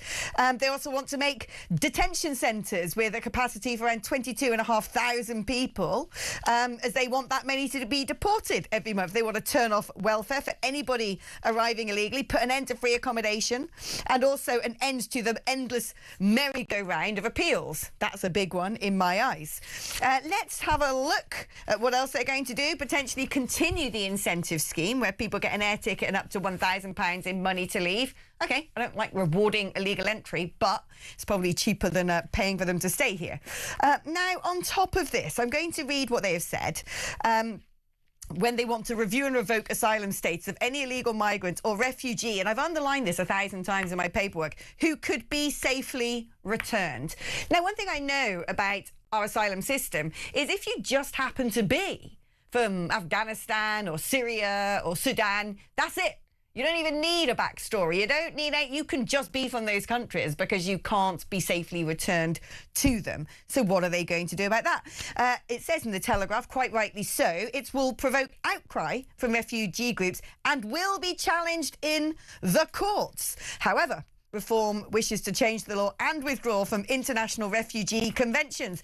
You have, rather ironically, the Conservative Chris Philps, Shadow Home Secretary, accusing Reform of copying his ideas. It's like, OK, but the Conservative government were the ones in power during the worst of this stuff. Huh? Weren't you? All very well coming out of a plan now, sunshine. I don't think anyone's going to buy it. But is it workable? Without a doubt. And to be fair, Youssef says in his own words, at no point are we saying any of this is going to be easy. If it were easy, then it would already have been done. Would it? What has been lacking is the political willpower. Well, is that all it takes? A bit of political willpower? Or are they going to suddenly find when they are in the cockpit, if they do end up in number 10, that they'll look at all the levers, they'll speak to the civil service, they'll face endless fights in the courts that the UK taxpayer will have to pay through the nose to observe? And the outcome, will it be any different? Well, let's speak now to Laurie Wastel, Associate Editor of the Daily Sceptic. Laurie, have you pored through these proposals? And if so, what do you make of them?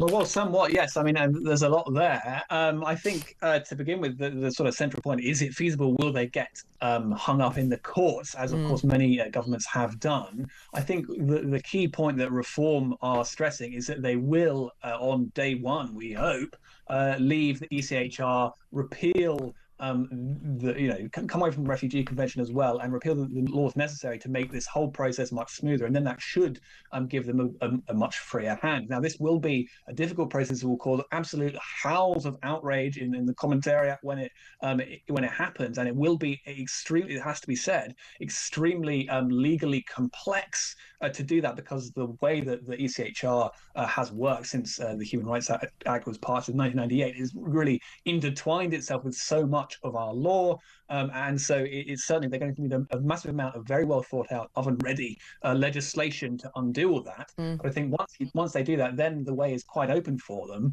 and so I mean that really is the key thing they have to focus on. But many of these other measures that very much I agree with you, Alex, they seem like bombastic pledges that are almost a completely different paradigm to what we're used to seeing. These sort of Shabbat Mahmood doling out some money to maybe get one or two families to go back. This is much more ambitious, but with that first step taken, I think it should be possible. Okay, so how possible is the first step to take that? Because I agree that what we need is some sort of great repeal act which will get rid of not just the ECHR but all of its tendrils throughout our own human rights legislation. Perhaps we'll have to somehow dump a load of case precedent as well. I don't know where the advisor has come from for things such as, well, if someone's from this horrible place, we automatically cannot return them because it's not safe, because that seems to be something that Yusuf acknowledges by saying we will return people where it is safe to do so.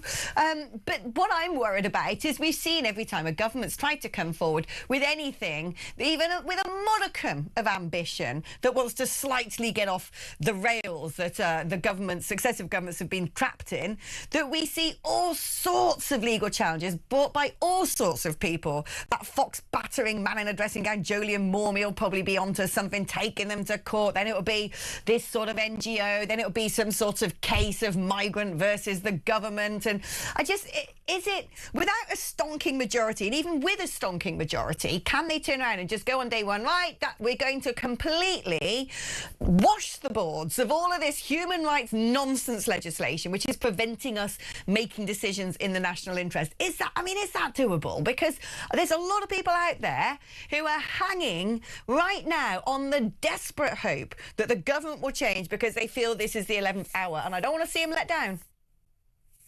Well, it's true, but I think the beauty of our system, the beauty of the parliamentary system, is that Parliament is sovereign and it can actually undo decades and decades of legislation at a stroke. I mean, this is what we saw at the end of 2019 when we actually left the EU. There's that division, and suddenly all of that politicking, all of that, the process that built up to that was suddenly undone at a stroke. That is possible. And I mean, you say the previous governments have made efforts. They've made efforts to reform parts of the asylum system, and the Conservatives had their Rwanda plan. Shabana Mahmood has some of her reforms, but no government has actually tried to repeal the ECHR before. I mean, the Tories didn't have the stomach to do it. Labour will absolutely refuse to do it under their human rights lawyer duo of Starmer and Hermer. And so this absolutely has to be, you're right, will be extremely tough, and there will be howls of outrage, but they have to go through with it. And I think, the way that they are talking about it now, 4 years away, and I know that they are planning the kinds of legislation they will need as well, it does sound promising. Well, that's very blimmin' good to know. And do you think the numbers sound plausible as well? Because we know that there are potentially millions of people here who shouldn't be here. There'll be a load of other people, no doubt, still trying their luck when and if there is a reformed government. And they're talking about 600,000 deportations over 5 years. Well, at the current rate, we'd be breaking even, wouldn't we? Because we'd get about 100,000 still coming in illegally. Or do you think if deportations start happening, it will be enough of a deterrent? Do those numbers add up to you? And are they too optimistic, or are they perhaps a little bit too cautious?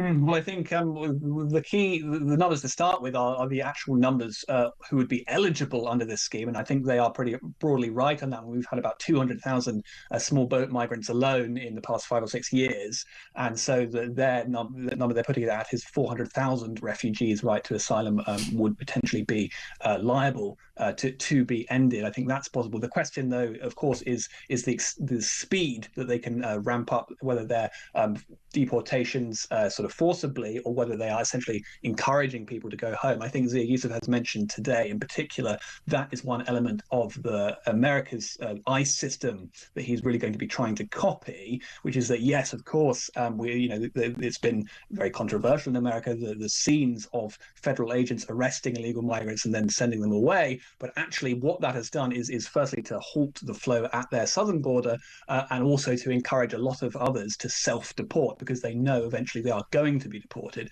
And that, again, is a key element of really changing the incentive structures so people know they'll be deported. And one final thing we might actually say is that if it's really clear that this is going to be happening when reform get in, that might actually benefit the Labour Party in a way because it will hopefully reduce the incentives for the migrants to come in the years to come.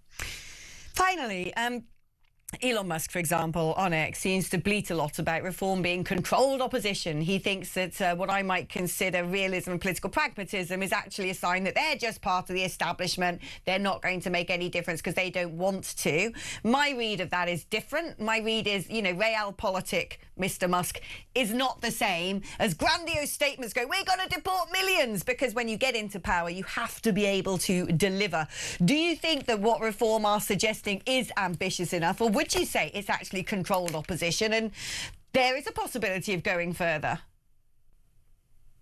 Well, it's certainly not controlled opposition, I think. But what one does have to remember, though, is that in some ways the sky is the limit. Reform obviously does need to talk a tough game on this and needs to show that they really have the stones to follow through on it. But there's a lot of criticism sometimes from the right of reform saying, well, why aren't you radical enough yet? And, what about a few years ago when Nigel Farage said something that wasn't as radical as I'd like him to be? But it's true that Farage has been around for a very long time and knows very well what the media climate is like, what the political climate, what the temperature of the country is, and he doesn't necessarily lead these waves of sort of radical right-wing politics right at the leading edge, but he gets there eventually, and that's what you really need. You need a government in power that, as I said before, unlike both Labour and the Conservatives in the past, is actually willing to take that crucial step of leaving the ECHR, and from that, a lot else follows. Laurie, fantastic analysis. Thank you ever so much for joining us this evening.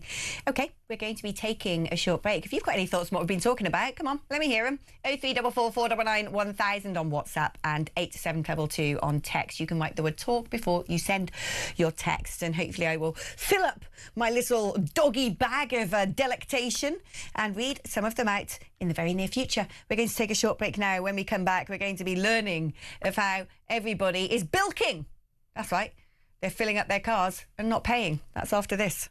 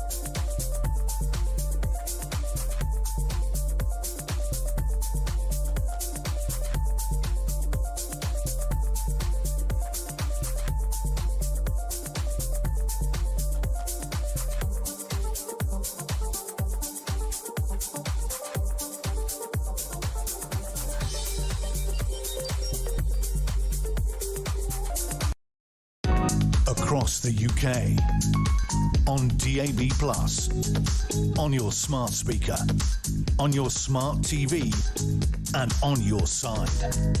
This is Talk. Hello there and welcome back. Now, the brilliant Peter Barnes, who's always at work, that man, has just sent me a text message saying, to your question, there is no clear published rule that a Prime Minister must pass formal security vetting before taking office. The official vetting framework is for role holders such as civil servants and special advisors, not the Prime Minister. Like I said, wouldn't it be an eye-opening little exercise if we turned around and said to Sir Keir Starmer, you know, you're really keen to button up and tighten up and make less porous and more accountable the whole vetting procedure for people in high office. Would you go through it yourself? Would you put Lord Hermer through the same process? Do you think you would both pass?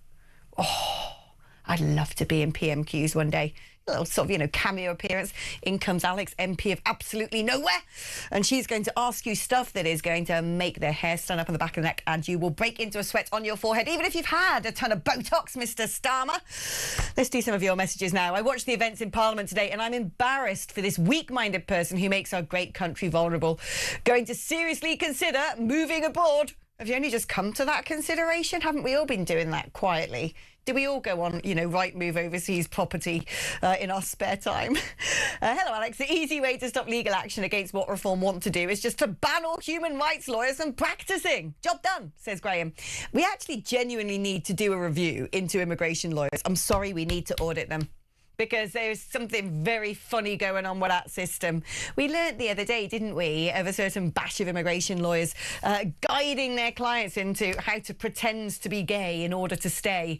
That's only just the tip of the iceberg. I really want to know how it is that this Mr. Nobody, who's in his raggedy clothes, has gone on a dinghy from France, suddenly turns up and has the best legal representation and knows exactly what to say and do. Huh? What's going on there?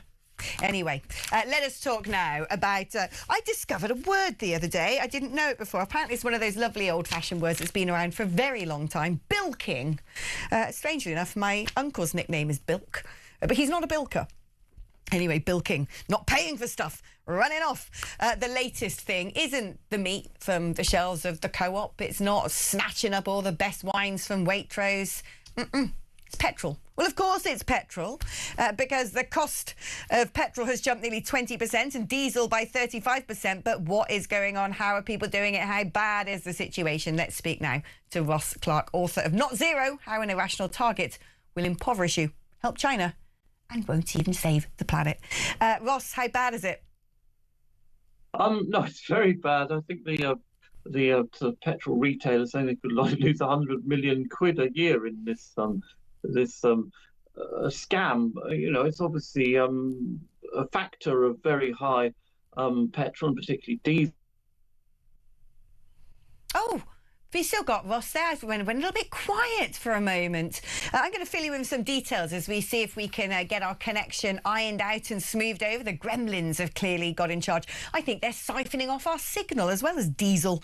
But basically, petrol station bosses have said crimes have now leapt up from 1 a week, the opportunist who still pokes his nose in and tries to nick his fuel for free, to 4 a day. Ross, great to see that you are back and in business. I mean, I'm assuming this isn't pay at the pump, is it? This is the good old-fashioned petrol station where you fill up your vehicle, you walk, you go to the counter, you say, that's my petrol pump, and then you offer your card. And what worries me is I think this is going to be yet another situation where we're going to see less human-to-human contact and we're all going to be made to do things like pay at the pump because we don't live in a high-trust society anymore.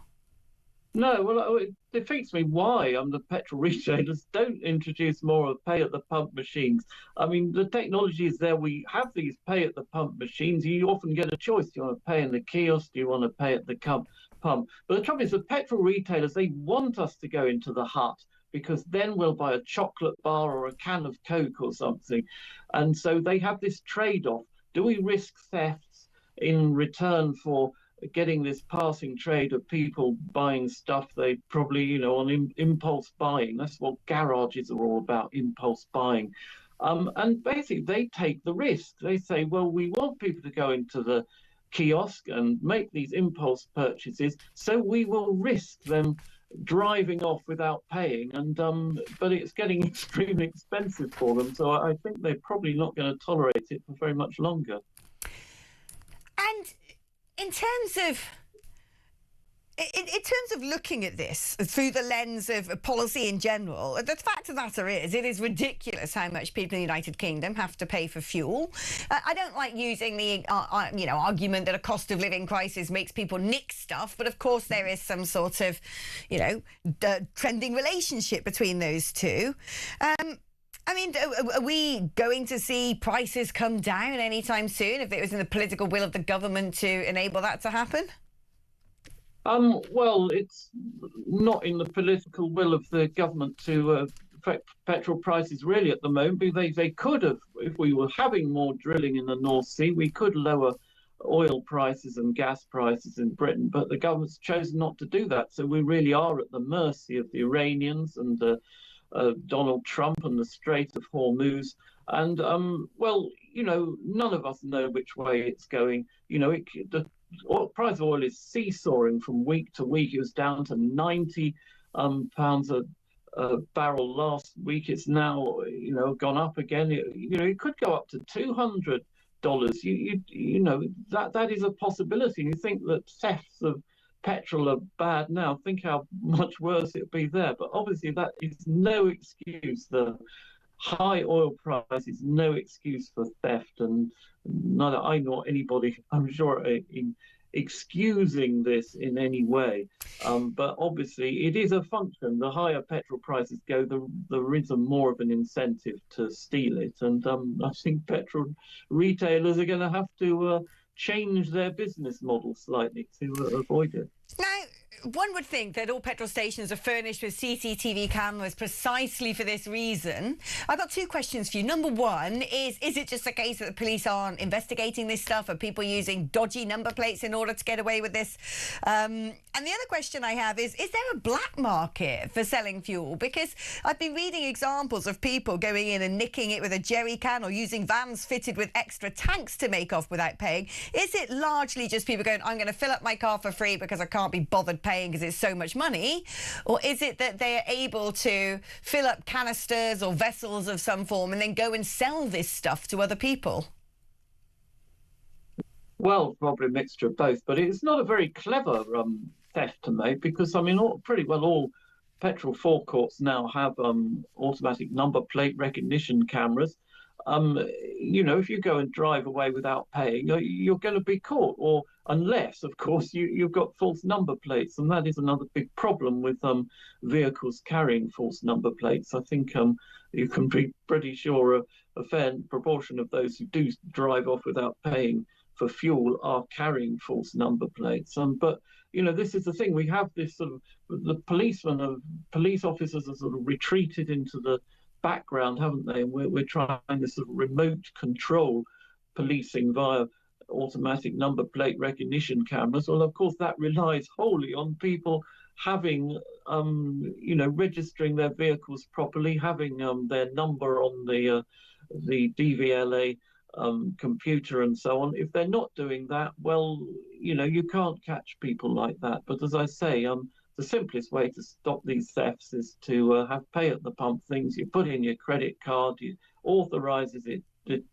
deducts the money before you've actually lifted the nozzle and put it in. So you can't then get away with stealing it, other than sort of bypassing the pump in some way. But so it's within the petrol retailers' hands to stop this. And yeah, I have a feeling that you're absolutely right, that a lot of forecourts are going to start adopting that technology.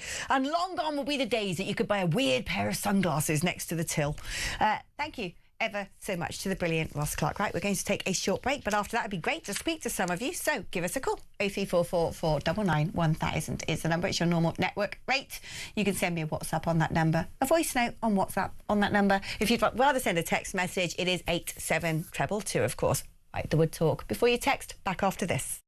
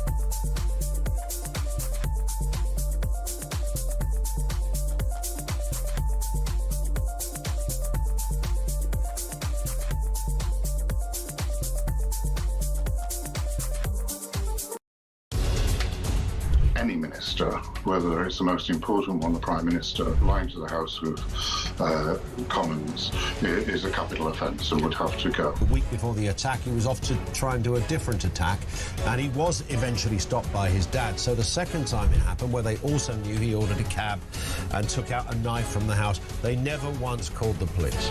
First rule of politics, don't slam the Pope. Don't have a go at the Pope, because you lose the Catholic vote at a stroke. I'm not a big fan of Pope Leo. I like his brother.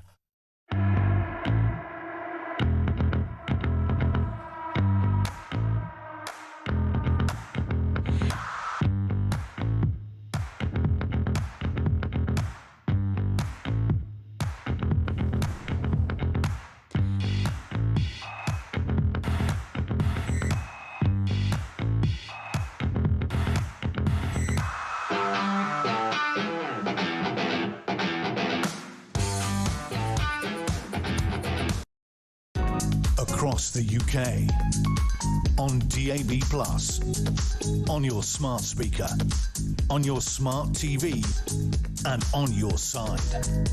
This is Talk. Hello, welcome back to the show. Right, let's take some calls and do some messages. Joanna in Salisbury, she's a regular. Hi, Alex. I fear in 3 years Starmer will create such a stranglehold on the UK. He's a lawyer with an ideology. God help us.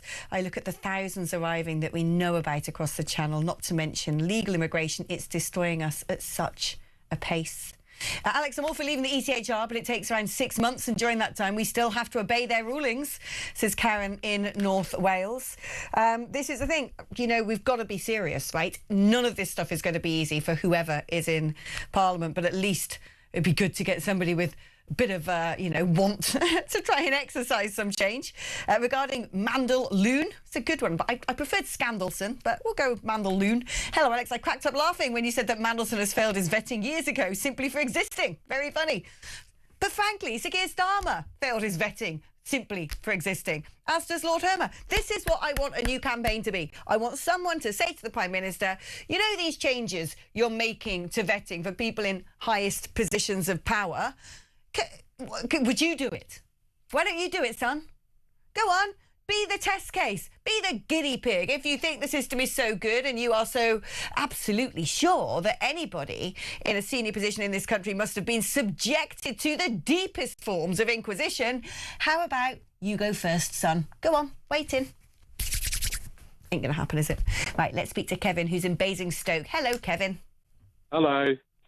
Yeah, the Prime Minister, he hasn't been found guilty of anything. He has apologised. So I don't know why people are calling him to resign before, we've seen the evidence. Nigel Farage didn't apologise for Nathan Gill. He was taking bribes and sent to, from Russia and sent to prison for 10 years. 12 years was Nathan's sentence. I don't know whether Nigel's apologised or not. I'm not sure Nigel was remotely aware of that taking place. But let's park that to one side, although an important story it is as well, because what it does is it evidences the fact that the UK politicians are extremely vulnerable to bribery from hostile states. We have seen this taking place across all political parties. The Labour Party themselves have had, there was one particular Labour MP whose husband was nicked for apparently being a Chinese spy. Chinese spies had infiltrated the offices of Barry Gardner as well. We've Alicia Kern from the Conservative Party. It's a very, very serious situation that we find ourselves in, which is why we need to know that if people are in positions of authority, access to sensitive information, that they have permission to do so, because we fully trust them. We know they don't have any dodgy connections. Now, in terms of Starmer hasn't been found guilty of anything, that's exactly what Starmer wants you to think, because he's a barrister. But we're not trying to play a game of the court of law, procedure, process, evidence. We just want to know why on earth, when we had an ambassador, did he pick somebody so knowably compromised to do that role in the first place? That is not a question of guilt about technicality. That is a question of judgment and motivation. And to me, that is the most important thing here.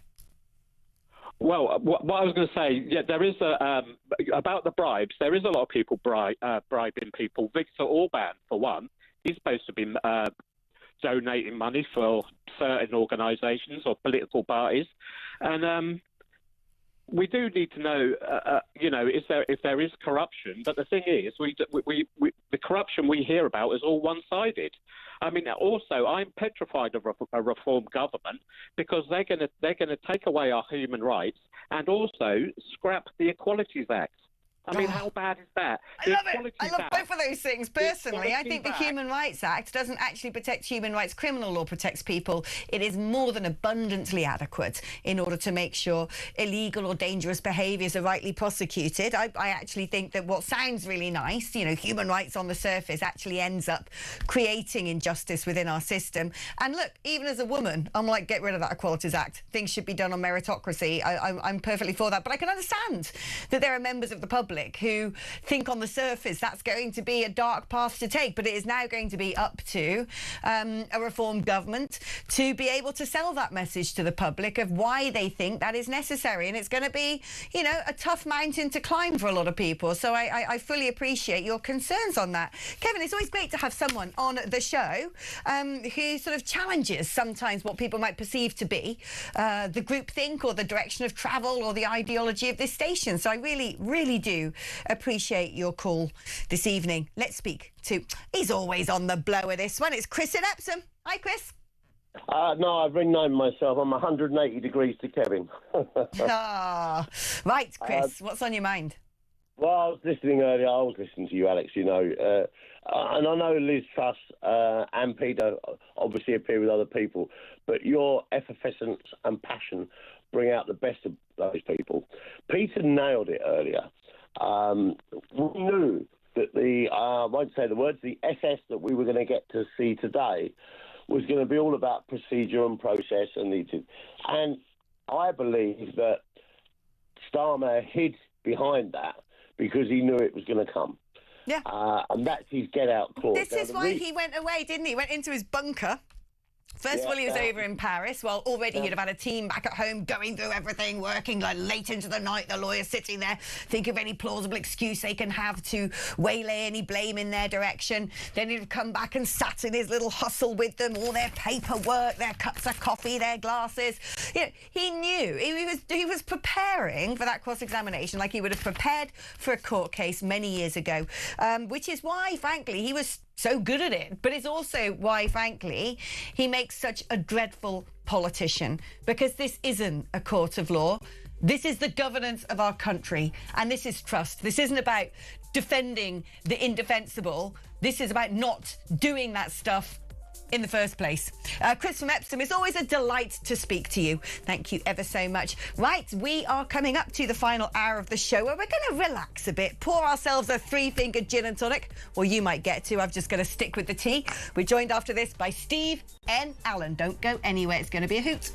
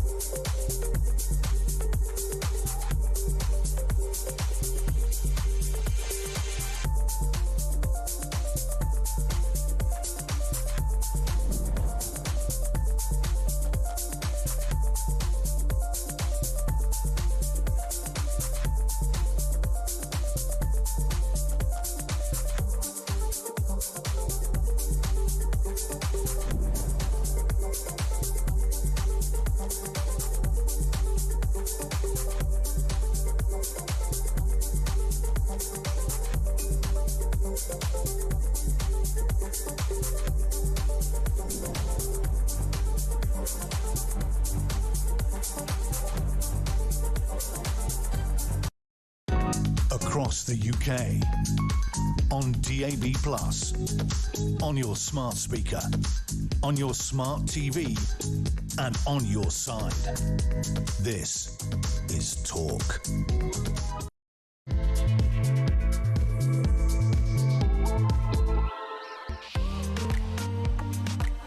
Hey guys. Do you know, I like it. It's chilled out. It's going to suit this next segment where we sort of like ease ourselves into the more light-hearted section of the news agenda because, you know, it is a Monday. Do we have to go around being miserable about everything and taking everything so seriously all the time, or do we want to just take a deep breath and maybe laugh? It's good for the soul, right? I'm going to go with the latter option. Oh, yeah, well, your naysayers out there, your doomsters are like, listen, I've got to be very serious, I'm afraid. You don't always have to be. Light and shade, they say, light and shade. And that is what we've got for you now. That is right. And we're joined by nobody better to walk us through the weird and the wonderful and the woke, because I have got together. Every time I work with Dean, the liver, we sit there and we sort of crawl through the darker corners of news websites to find little nuggets of inspiration and joy that you may not have read on your own little news trawl. So, with no further ado, shall we get eating some of those nuggets now? You never know. We won't have to be deported then. Let's welcome aboard Steve N. Allen. Hi, Steve. Hello, how you doing? I love the nugget chat. Oh, I love a nugget chat. Now, listen, I say that, you know, if we get into these nuggets and we say that we specifically like these nuggets and no one else has nuggets like these nuggets, then we won't get deported because, frankly speaking, that sounds like what's going to happen if Zach Polanski gets anywhere near government, which also is a scary potential reality because he's been talking about how essentially right-wingers, because of course we're also evil, need to be shut out of society. I mean, this is unbridled madness. Well, look, to be fair to Zach Polanski, he wants an inclusive society that is fair, that is diverse. Apart from you, definitely does not want you. You are not allowed in society because you are... some people who are right-wing and far-right, so that just includes... He's even defined that he doesn't just mean far-right. So in his world, anyone who is a bit right-wing shouldn't be allowed to take part.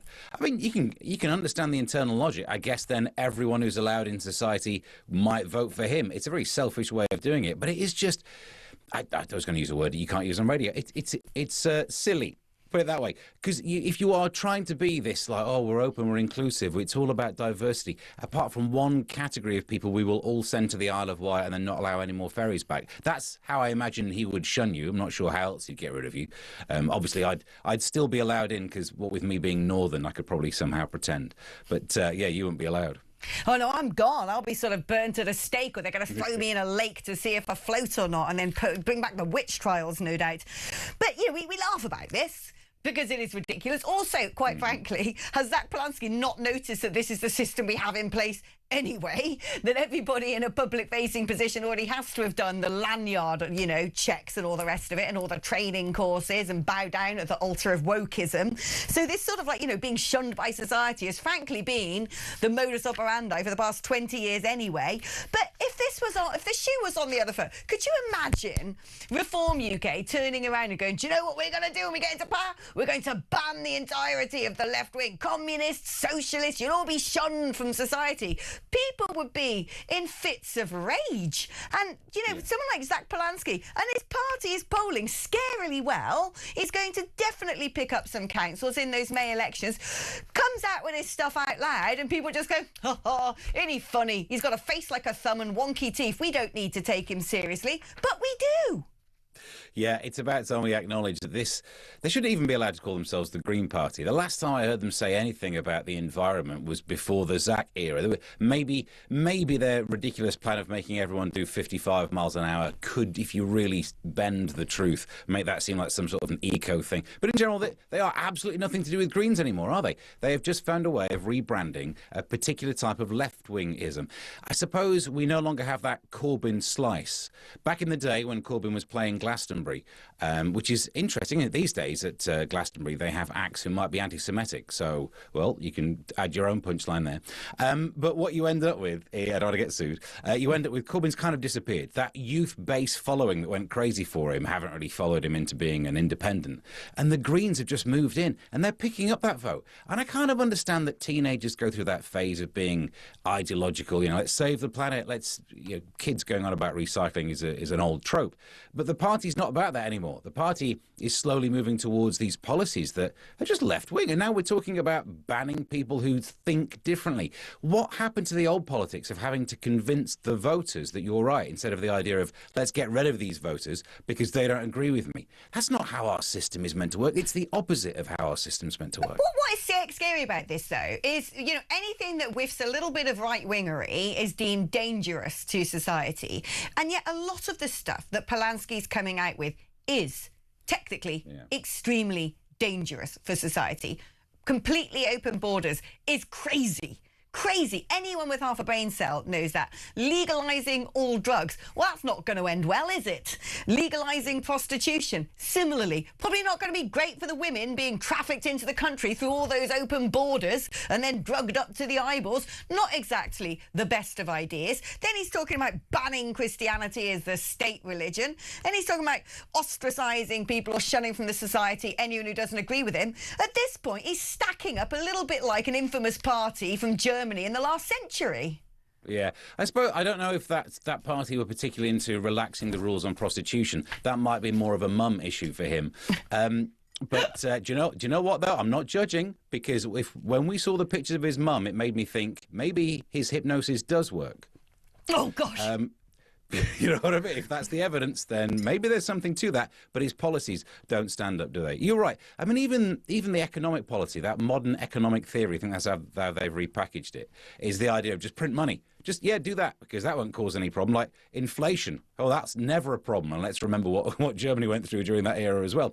But they also want to tax the billionaires. Why? If you think printing money is a good option, why are you wasting your time on the paperwork of taxing billionaires? Like, even within their own internal logic, it doesn't make sense. It's just an array of the most controversial and therefore, I suppose, focus-pulling strategies. They are populism, aren't they? It's the populism of the left. But this is the thing, though. My main worry about this is back when it was Jeremy Corbyn, at least, elements of the media went, this guy's a bit balmy and he could win.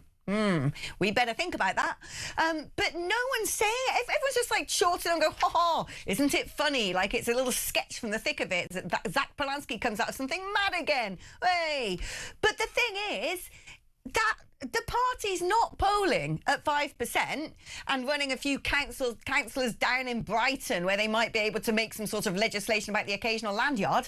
That they are basically going to be in positions of power in councils up and down this country. And frankly speaking, when you see how little the government actually gets to do, which is quite clear from everything we're seeing about Mandelson and vetting and frankly everything else, the government may as well not exist. Just say to the civil service, get on with it. One area of life and governance that does seem to still have a little bit of sway under those elected officials is at local authority level, and these are going to fall into the hands of the Green Party, and we all seem pretty chill about it. I'm not. Yeah. Enjoy your bin collection now, because at some point in the future you'll never see one again. I also think it's not just that local election level of power. I don't want to overuse that phrase Overton window, because everyone does, but it's not just the fact that the Greens might receive votes. It's the fact that Labour, since that by-election, have now pivoted. They were trying to chase the Reform voters. They put Shavana Mahmood in. She's coming up with some policies that, seem a bit stronger than your average Labour stuff before.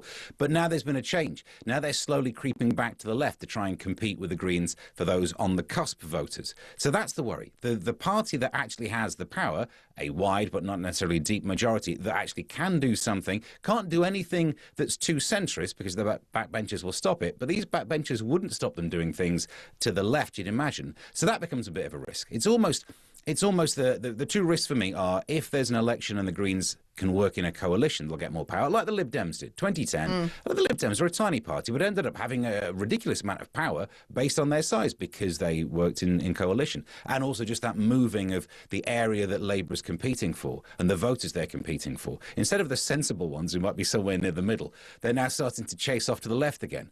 Now we're in trouble.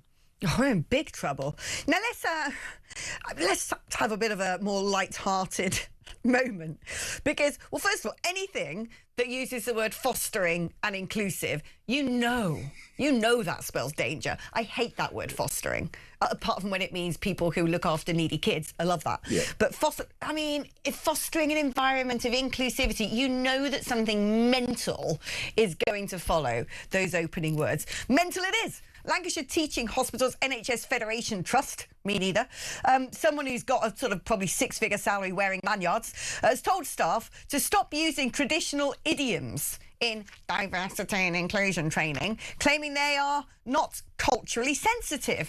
Well, what might this be that might offend people from the BAME community so much? What sort of things are going to be so deeply offensive that it will stop people accessing acute medical services? Because, my gosh, if you hear any of these words, let the eyeball fall out and run along the floor. Let the leg get taken over by sepsis. Saw it off at home, because heaven forfend, you might go into a hospital that uses a word like chairman or mankind, and then this is where it gets even madder. Apparently, part of the things that, once again, the sort of mad fascists of DEI think that we should ban, and I don't get this, is early bird catches the worm. What, are we going to offend seagulls or something? The odd sparrow that wasn't up with the dawn chorus, who might have a broken wing? And it's raining cats and dogs. Why? I think I have to now, for Ofcom reasons, say just a quick apology to any cats who are listening who find that triggering. Oh, there's absolutely no reason. It's such a bizarre phrase, isn't it? That is culturally insensitive. What, to the dog society who don't like being used? I mean, look, the people for the ethical treatment of animals, I'm sure, are very much behind this. So there's three levels to this, isn't there? There's the don't use phrases like chairman in case the chair is not a man. Wait, that doesn't happen anymore. I could find you clips of the two Ronnies doing sketches about that. Ronnie Barker, People Chester, that sketch. So that's been going on for ages. We get it, right? We don't always say chairman if it's not a man. The next level down in this story is the advice to not use guys because it's gender specific. It's not really, is it? If you were in a room and I said to all right, see you later, guys, would you be thoroughly offended? Or do you presume I mean it to be some inclusive term? Instead, they say use the phrase members. You'd be more offended, wouldn't you? If I called you a bunch of members as I walk out of a room, that's not as nice as nice. But you're right, the icing on the cake, early bird catches the worm. But this is the mad thing. I've Googled it. I can't work out why it's offensive. Yeah, this is the mad thing. I mean, first of all, if this spreads nationwide, I don't know what Guy's Hospital's going to do. Things going to have to close down, isn't it? COVID Members celebration Hospital is a different place. And that's what we're going to have to call people now, like memberhead or something, as a term of abuse. But what I don't understand is this whole idea that even, or if you say early bird catches the worm or it's raining cats and dogs, people from other countries who are literal, who don't understand their idioms might go, what? But who's going into hospital? Because this is the Teaching Hospitals NHS Foundation Trust. Who's going into hospital to have a natter about the morning alarm and the weather? Yeah, that's true, yeah. And also, if someone uses a phrase you don't understand, you can just say, I'm sorry. And then you clarify. I was on a bus, I think it was whichever one goes through Finchley, the 80, 82, whatever it was. And there was someone who wanted to sit next to me, and English was his second language. And he said, can I sit there? And I said, knock yourself out. And he very much took that seriously and was so offended. But, it didn't end his life. He didn't follow through with it. He was like, what? And I said, oh, yeah, no, sit down. That's all this will avoid. Some people who don't quite know what you've just said can say, I'm sorry. And that's all.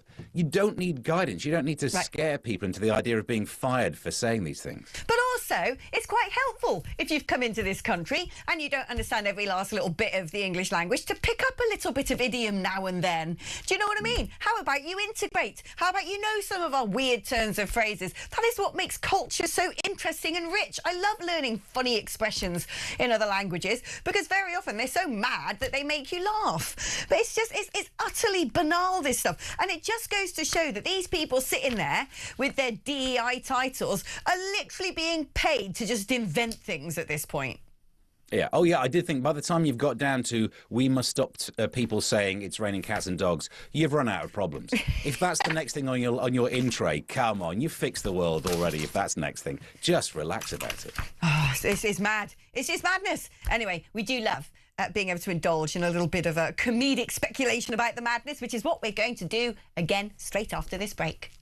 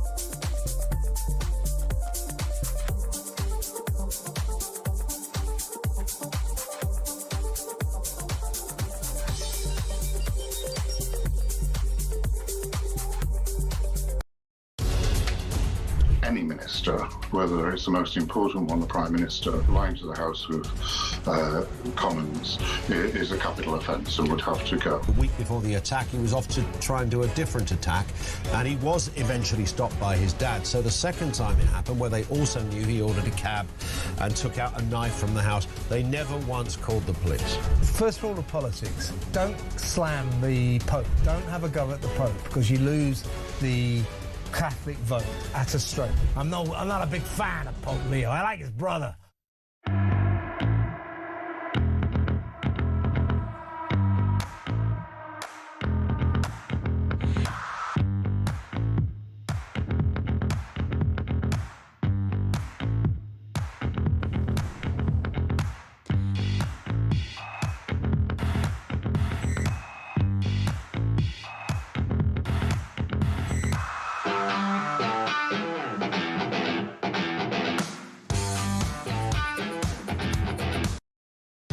Across the UK, on DAB+, on your smart speaker, on your smart TV, and on your side.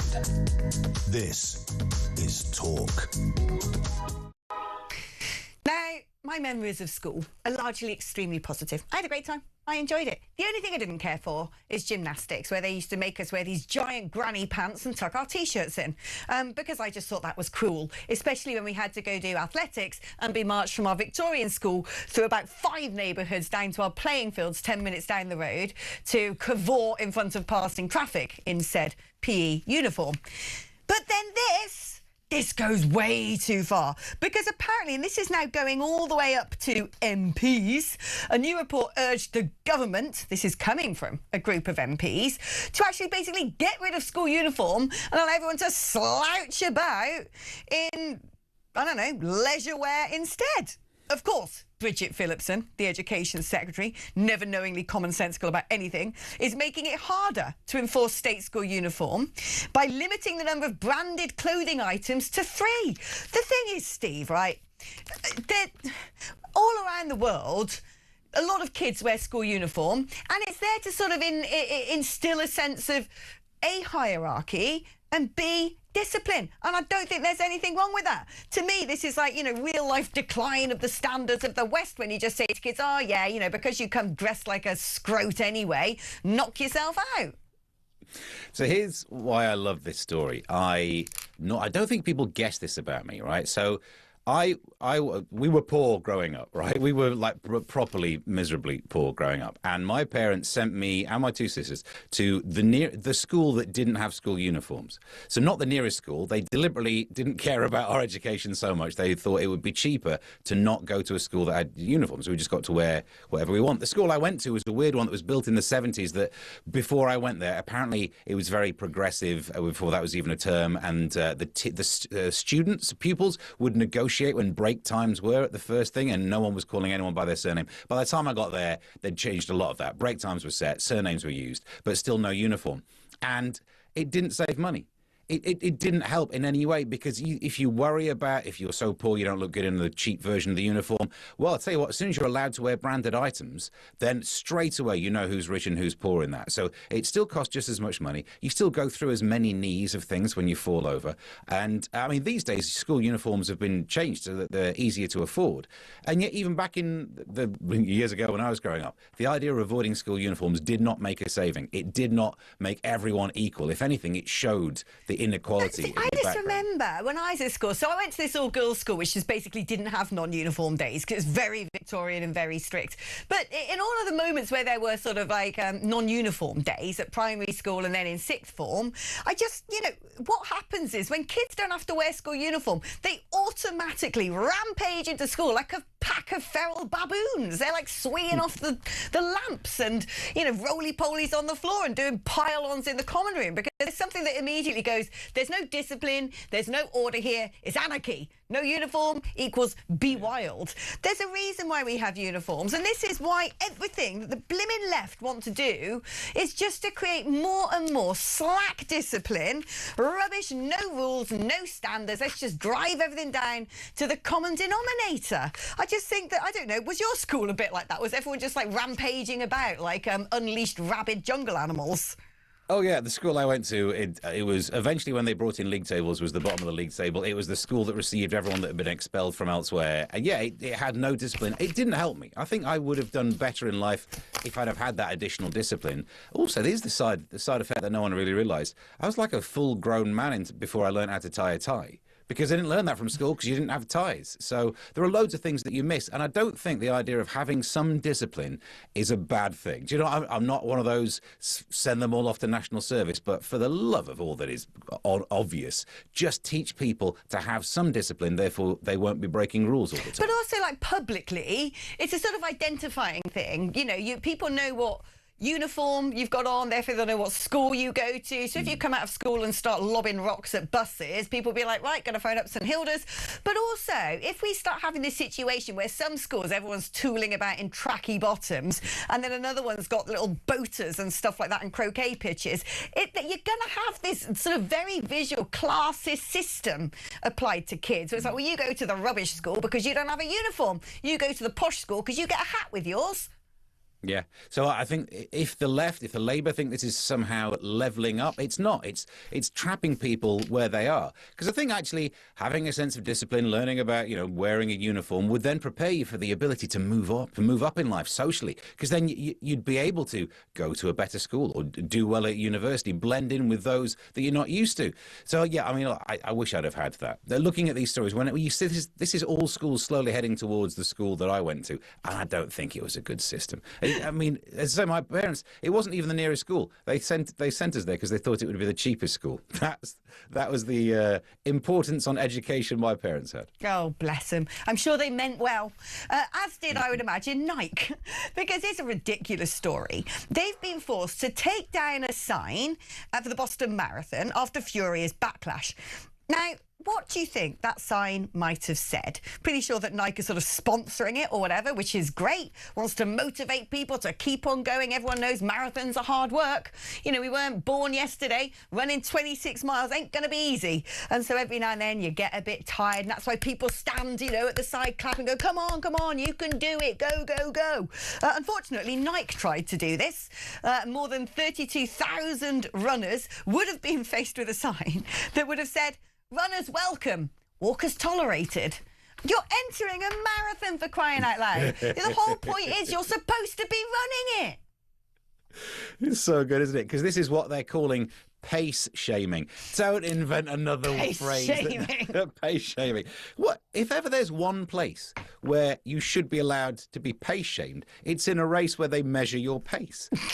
I don't understand. The next step will be we can't distance shame either. Some people might not manage the 26 miles, then don't even bother having a marathon. The whole point of it is you're on that distance and you see you can do it the quickest. Like when London Marathon comes around, we will be watching who passes the finish line first. Should we not mention it and be, hey, you know what, we all win? And this is what it's heading towards, isn't it?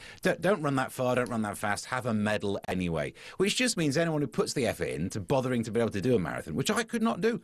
If I tried to run 1.6k, if someone asked me to do 1.6k, I'd run a mile. That's the joke. So instead, I realised if someone can do it, yeah, they deserve the medal. Well done. This is what it's saying. But no, it's offensive. It's up there with saying it's like raining cats and dogs. How very dare they? I've just found, oh my God, I've been reading some of the comments on this, all the people who complained about this sign. Do you want to hear some of them? Because these are absolutely, they're perfect in their lack of self-awareness. So, first of all, someone said, I think it's, first of all, a very hierarchical thing of that running is somehow superior to walking, and then also excludes all the other forms of movement that are equally celebrated and valued. What? Wow. It's a marathon. What do you think you're going to do? Like moonwalk it? I don't know, like break dance to the end of the line. It's a marathon. You're supposed to run it. And then you've got it's a hierarchical thing. So it's the idea, she's upset about hierarchical. It ends with a podium and the winner's at the top and the rest are lower down. Literally a hierarchy.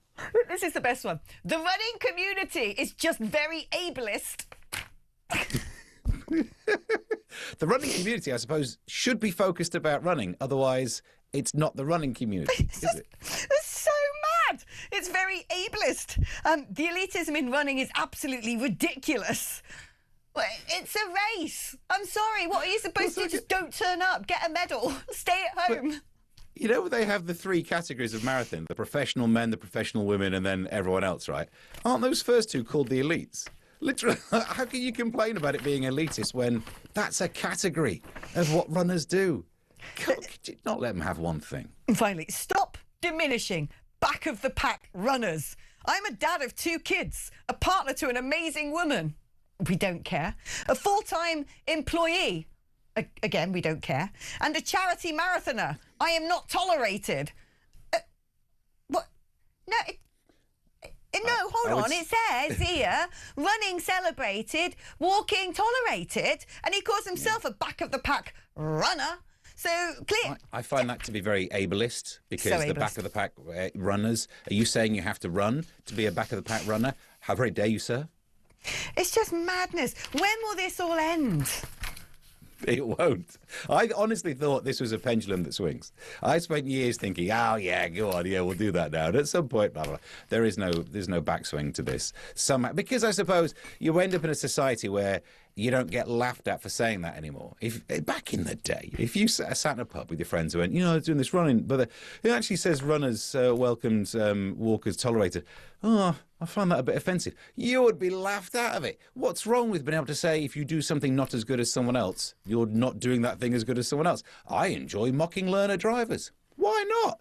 We all went through it, but then again, we all went through crawling, and if I'm trapped behind someone doing that on the street, I'd be annoyed. We're allowed to think someone does a thing good, someone does it less good, surely. Running is ableist. Of course it is. It involves using both legs and going as fast as you can. That is the very description of the word. I just can't. It's just madness. It's a bit like saying, right, we've got to ban radio because it's not suitable for hard of hearing people. Yeah, I mean, if they found out about it, the letters you'd get. I know. Can you imagine? I think that we are ableist in this business, because if you couldn't see or hear, then we're not including people who can't see and hear, because I don't know, issuing the entire transcript of my show in Braille.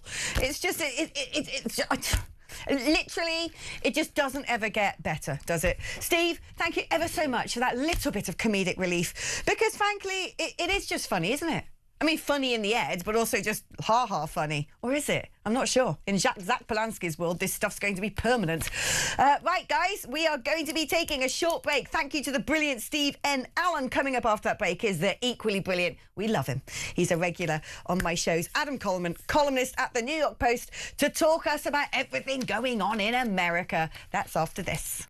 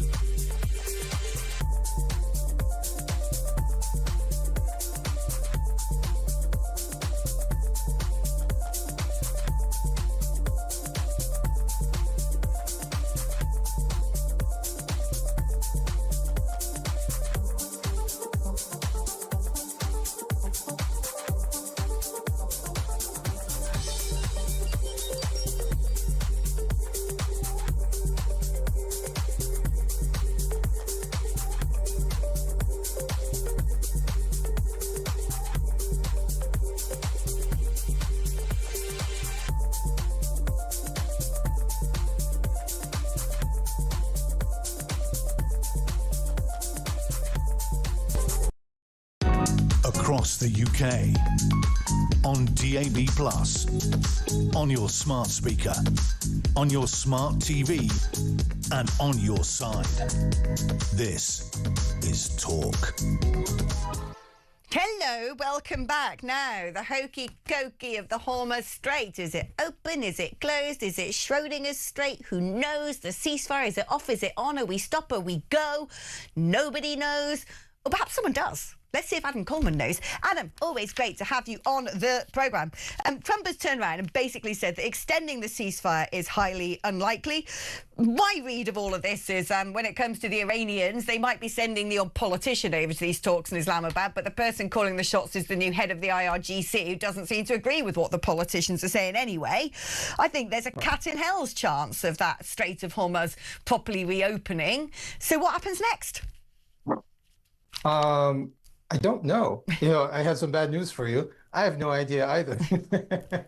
I mean, my guess is, because based off of a pattern here, whatever we read is likely just a step to get to the next step. So you're going to read stuff, especially from Trump, where he's posturing. He says, we're not going to do this thing, right? And it sounds kind of crazy. We're going to, like you said, we're going to drop a whole bunch of bombs. And then next thing you know, was tomorrow, they're going to have another round of peace talks. So there's going to be a lot of back and forth, opening, closing. But to me, we're still, the Americans are still in a winning position because as far as the American public, my interest is we don't have boots on the ground. I think that for me is like the line here. As long as we don't have boots on the ground, as long as we minimize U.S. military being in harm's way, then I think we're in a winning position. I think the main objective was to get the regime that was in there out, because their entire purpose was to develop a nuclear weapon, which isn't going to be good for any country in the world. But yeah, I read somewhere, I don't know if this is true, that someone was sort of suggesting you can read the room when it comes to Trump and his negotiations based upon who he's decided to send. And this time round, it's like, well, J.D. Vance is going to go. But then there wasn't any footage of him getting onto an aeroplane. Everyone says, is he there? Is he not? Is he in the air?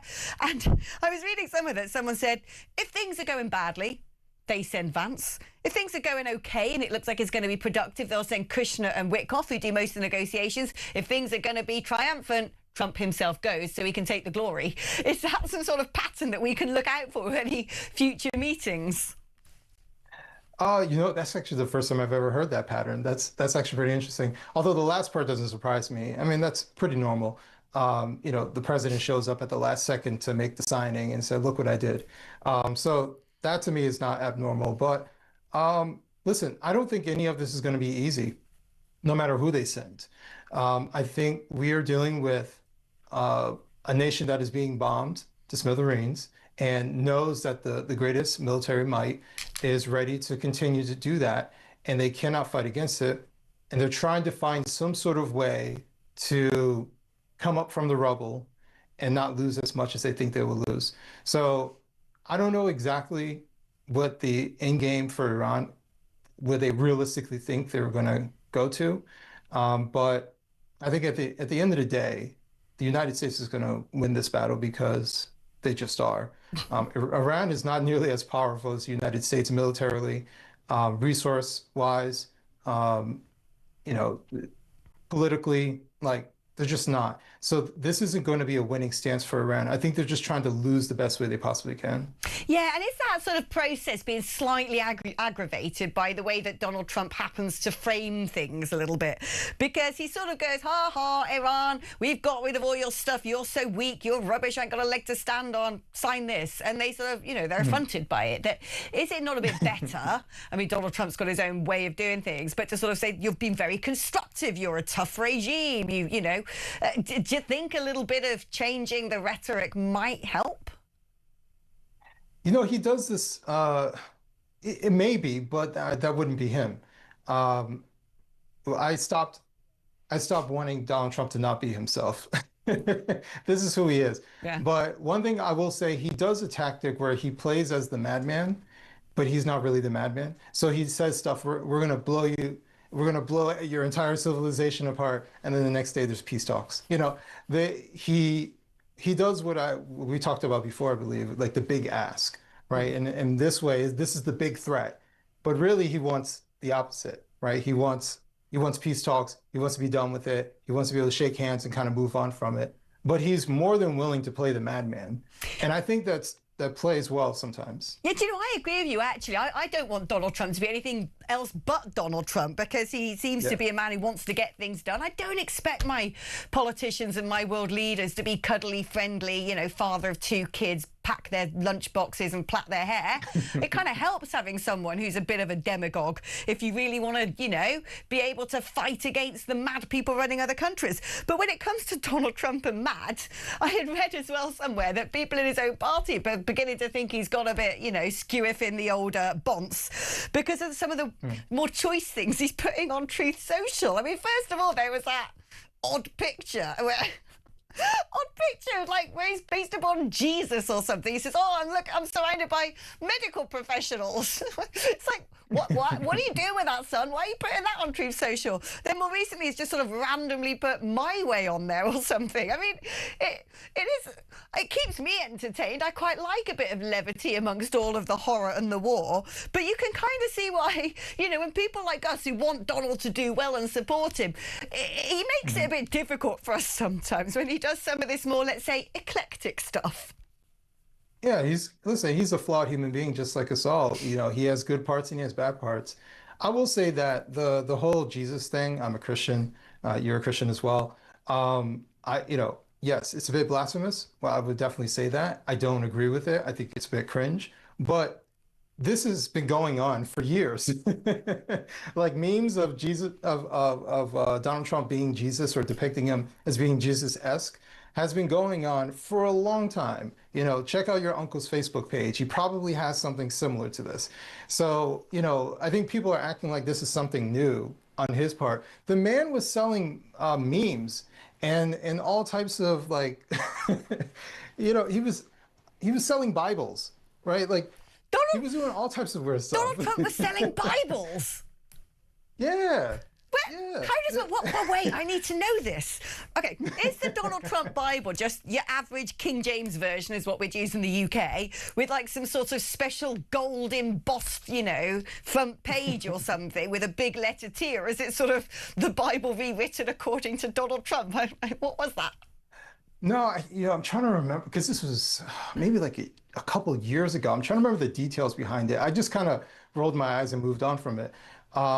So I can't remember the exact details of it. I don't know if it was like a signed version. It wasn't that the inside was changed, but it was like something about the outside or the Donald Trump something. I can't remember. It was some sort of branded Bible thing. But he's been doing all types of whatever he thinks that will get him some sort of attention, which he's been his entire life. He has done things for attention.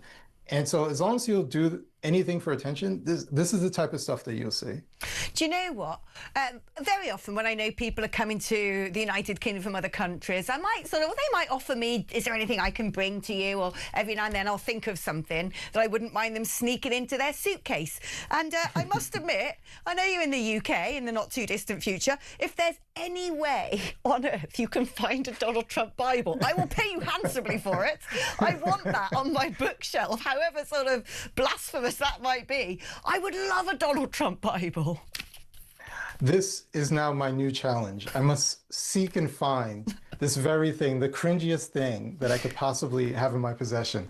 I will look for it and I will see if it's out there. And it's probably on somewhere on eBay with some like crazy amount. Oh, that's what I need, like Craigslist or whatever it is you guys use over there. But otherwise, where is the American position on Donald Trump at the moment? Because I always think we talk very much about strategy, about process, what's going to go on geopolitically.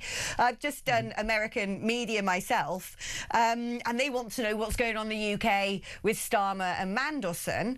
And it's mainly about, you know, so do the British people, are they on board with this? Are they going to get rid of him?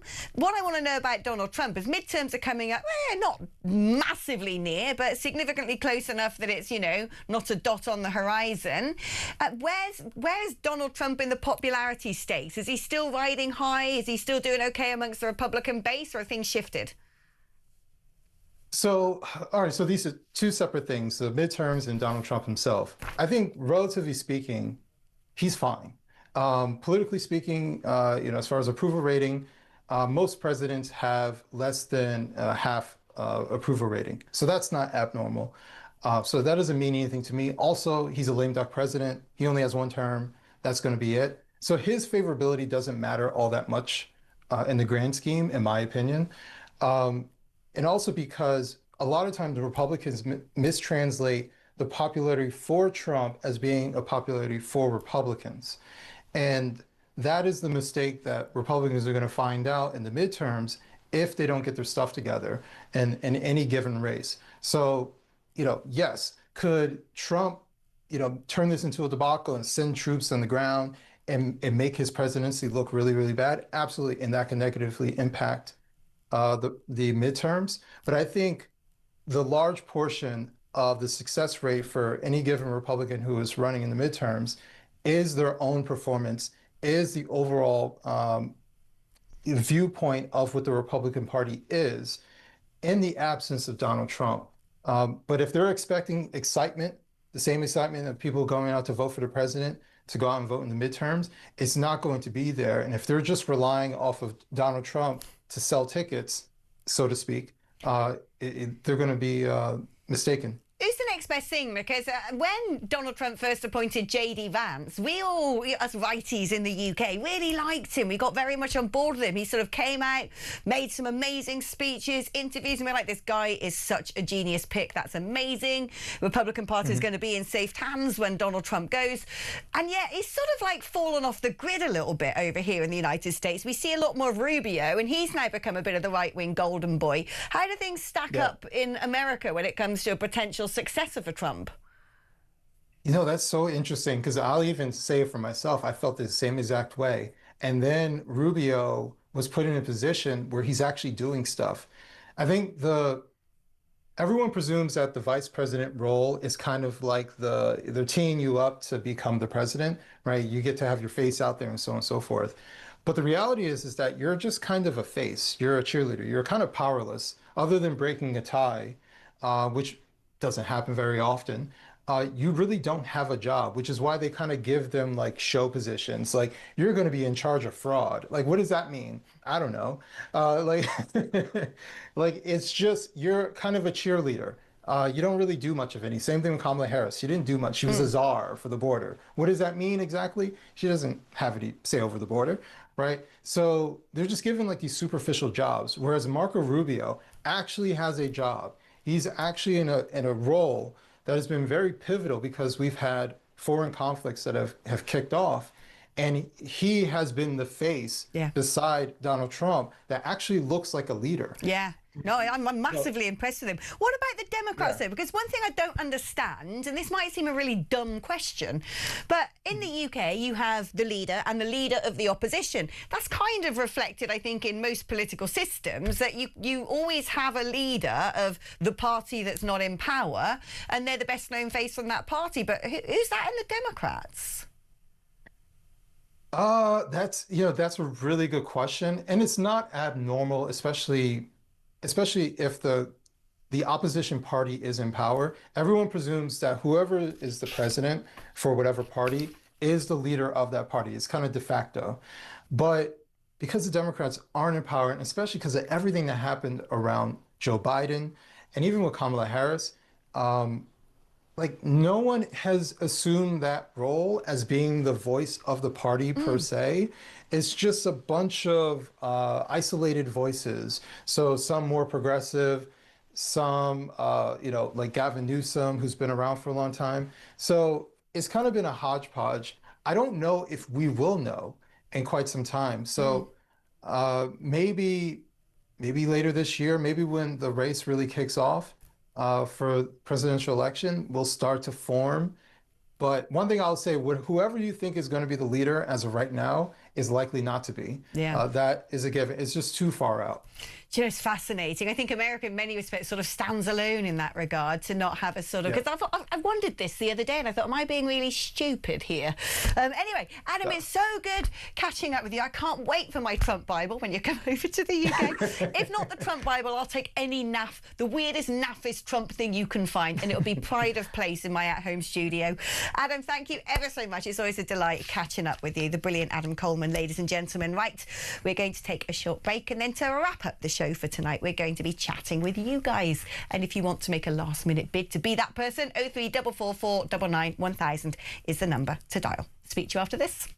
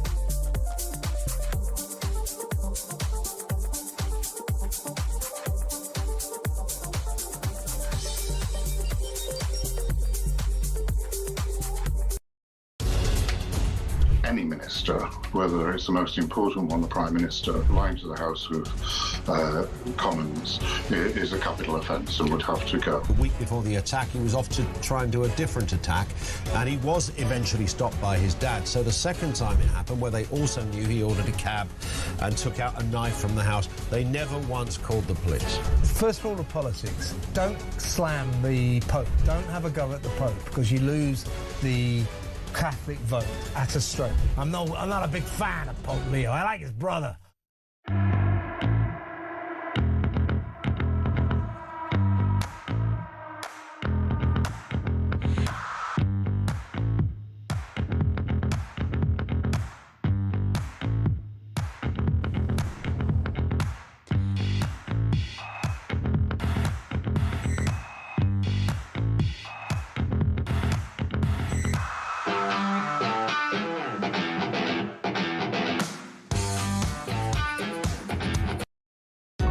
Across the UK, on DAB+, on your smart speaker, on your smart TV, and on your side. This is Talk. Hello there. Right, let's do some messages. Let's do some calls. Lynn in Cheshire, I like your message very much. You say you look very smart in that very nice blouse. I'll tell you what, I've had this for about, I don't know, 10 years. It's weirdly grey at this point in time, but it comes across as still white on camera. So let's just stick with it. People keep asking me if I'm on Mounjaro. Mate, I've not lost weight. Like, I'm not on the jabs. I wouldn't take those fat loss jabs if my life... Well, maybe if my life depended on it, I would. But I'm not going to start injecting myself with the weirds. I'm not like that. But maybe I'm just like evolving into summer, Alex, losing the winter whale blubber. But thank you very much for your comment on the blouse. And I think it was Karen Millen once upon a time. Now it's just, you know, grey rag. Evening, Alex. Great show. Thank you. Starmer has lost what little support he had from the public. The Labour government are supporting Starmer. Are they in for a surprise, or is it the plan of the left to end British politics? Forget. I didn't really understand how that message concluded there. But, you know, it says, what is ironic is there's still a lot of people in the country who support Starmer. I mean, not loads and loads, but more than just one deranged person, and that always surprises me. Good evening, Alex. I just wanted to say it's lovely to see you in the evening slot. Thank you very much. You never fail to cheer me up and keep me engaged. Also, I think you and Barnsley should do some sort of podcast, as you're both so good together, says Joanna from Birmingham. I love Barnsley. Barnsley is brilliant. The show Alex presents at the weekend was brilliant, says Barry, because Barnsley was on it, as well as the excellent Paul Cox, who's going to join us tomorrow, by the way, ladies and gentlemen. Lovely messages you're sending me tonight. I feel like just sort of like reading these things and my head's getting so big I'm not going to be able to get out the studio door after this. Dean will give me a right old telling off. Barristers don't want to know that their client is guilty. Whoever messaged that an hour ago. Absolutely right. Plausible deniability. That's what I'm saying. Starmer's no mug. That's the problem with Starmer. He's actually, however inane and characterless he comes across, he's actually got a good brain on him, that man. He's no slouch in the old intellect department, however much I dislike him, and that is the problem. He knows what he's doing. I just really think he knew from the beginning what he was doing, which is why he's now able to wriggle his way out of it. Right, let's take a call. Let's speak to Sue, who's in Stranraer in Scotland. Hi, Sue. Hey, Alex, how you doing? I'm very well. Is it Stranraer? I'm not good at my Scottish pronunciation. Stranraer. Even better. Rah at the end. Right, what's on your mind, Sue? Rah. No, what it is, Alex, is A, why are you wanting to join the TA? I'm ex-military and there's absolutely no need to do that. But B, Starmer is, what else can I say? He's a lying geek. What do you do for that? You can't get him out. You can't tie him up to a bloody machine or whatever else. You know, it's obvious he's lying. Well, this is the thing. Why people were so... I mean, I know the Conservatives were bad, but why they were so complacent about what we were voting in to replace them, I will never understand. And what can you do about it? I don't know. There isn't anything that we, the members of the public, can do. And in a way, that kind of feels a bit wrong. But at the same time, if we had a system where members of the public could just go, right, that's it, change Prime Minister, we don't want them anymore, my fear would be that we would only ever have a Prime Minister for a matter of 3 months on any given occasion, because there'll always be one half of the electorate who don't want them there. So I don't really know what the solution is. And I can't see that the Labour Party themselves are going to turn around and try and boot him out of power when he can level to them, well, I'll call a general election then. And also, politics is a messy business. It's all sorts of, faceless people in positions of power that you and I will never know about. And very often they pick who they want to be the leader of the party. Yes, there's all these various processes, members, votes, unions, etc. But those who want to manipulate the system often have the tools and the know-how in order to do so. So I think basically, Sue, we're stuck with him. I hope you've got a plentiful supply of whiskey up in Stranraer. Right, very quickly, let's speak to Andrew in Chichester. Hello there, Andrew. Evening, alluring Alex. Oh, that's nice. Alluring, am I? Thank you. You are. I have a little song for you. Oh, brilliant. Oh, by the way, Phil Dave has just come into the studio, ready for a handover. I feel like Phil Dave is going to super appreciate this song. Are your ears in yet, Phil? No, because I don't want you to miss out on whatever. Hold on, can I stick that fader up? Does that work if I stick that one up? No, not when the mic's on. Thanks, Sam. It's a good job I don't know how those buttons work, because we'd be in a dangerous circumstance, as Sam Techop knows. He's probably lying to me. He probably knows that these buttons do something. Can you hear now? I can hear, yes. Right, good, Sorry. because Andrew in Chichester is going to sing us a song. Go, Andrew. Oh. Jolly boating weather, tunnels on the seas, hell beyond our tether, made by squirmer and sleaze. Swing, swing together, country is on its knees. Swing, swing together, bring us reform soon, please. Oh, we love it. We love it. We love to hear it. Andrew from Chichester, can I just say that was one of the greatest moments in talk radio history. I think I can smell a Brit Award coming. I think I can. Yeah. At least some sort of, trophy I'm going to find in an Oxfam on Earls Court Road, which I will put here on the desk for the next person who outditties that ditty, because I love a ditty. Yeah. Have you got ditties coming up on your show? I don't know whether or not I've got any ditties. I mean, I might have a couple up my sleeve that I wasn't aware of. If you want to give Phil Dave a ditty, you can record it as a voice note on WhatsApp, or you can phone in and ditty him directly. 03444991000 is the number that covers both of those possibilities. There you go, look what I've done. That's very kind of you, yeah, totally. And I look forward to the witty ditties that await. So I've got to be on best behaviour because basically, so Phil's in the hot seat tonight. We're going to be in this hot seat tonight. I'm going to be basically... It's 2026, so I'm going to identify as Petri Hoskin. Exactly. Yes. You there's not more than just a glancing similarity between you. It's the hair. Petri, if you're listening. Yeah. But anyway, Phil's basically otherwise my boss, really. Especially at weekends. Listen, I recognise that maybe a while back I used to do that, but technically, Dino, your producer, is the boss at weekends. Not me, so... That? Yeah. He's not even listening. Talk about him being my boss. He's not like he's just yakking away. Just no. Oh, there he is. That's right. It's picked up now. Now he's like he's not even listening. But that's, my boss. Well, it's the boss of the weekends. It's the badlands of radio that you're stepping into. Are you going to spice things up? I'm going to do my level best because I am incensed, as I think we all are, by the events unfolding in supposedly what is the home of democracy, the global envy of the world. If you like, like our NHS. Yes, totally and utterly. So where people look with the green eyes to the way that we have the most phenomenal politicians the world could wish for. So yes, I am going to be unpicking that in the splendid company of Joanna Bell, who is a political reporter, political journalist,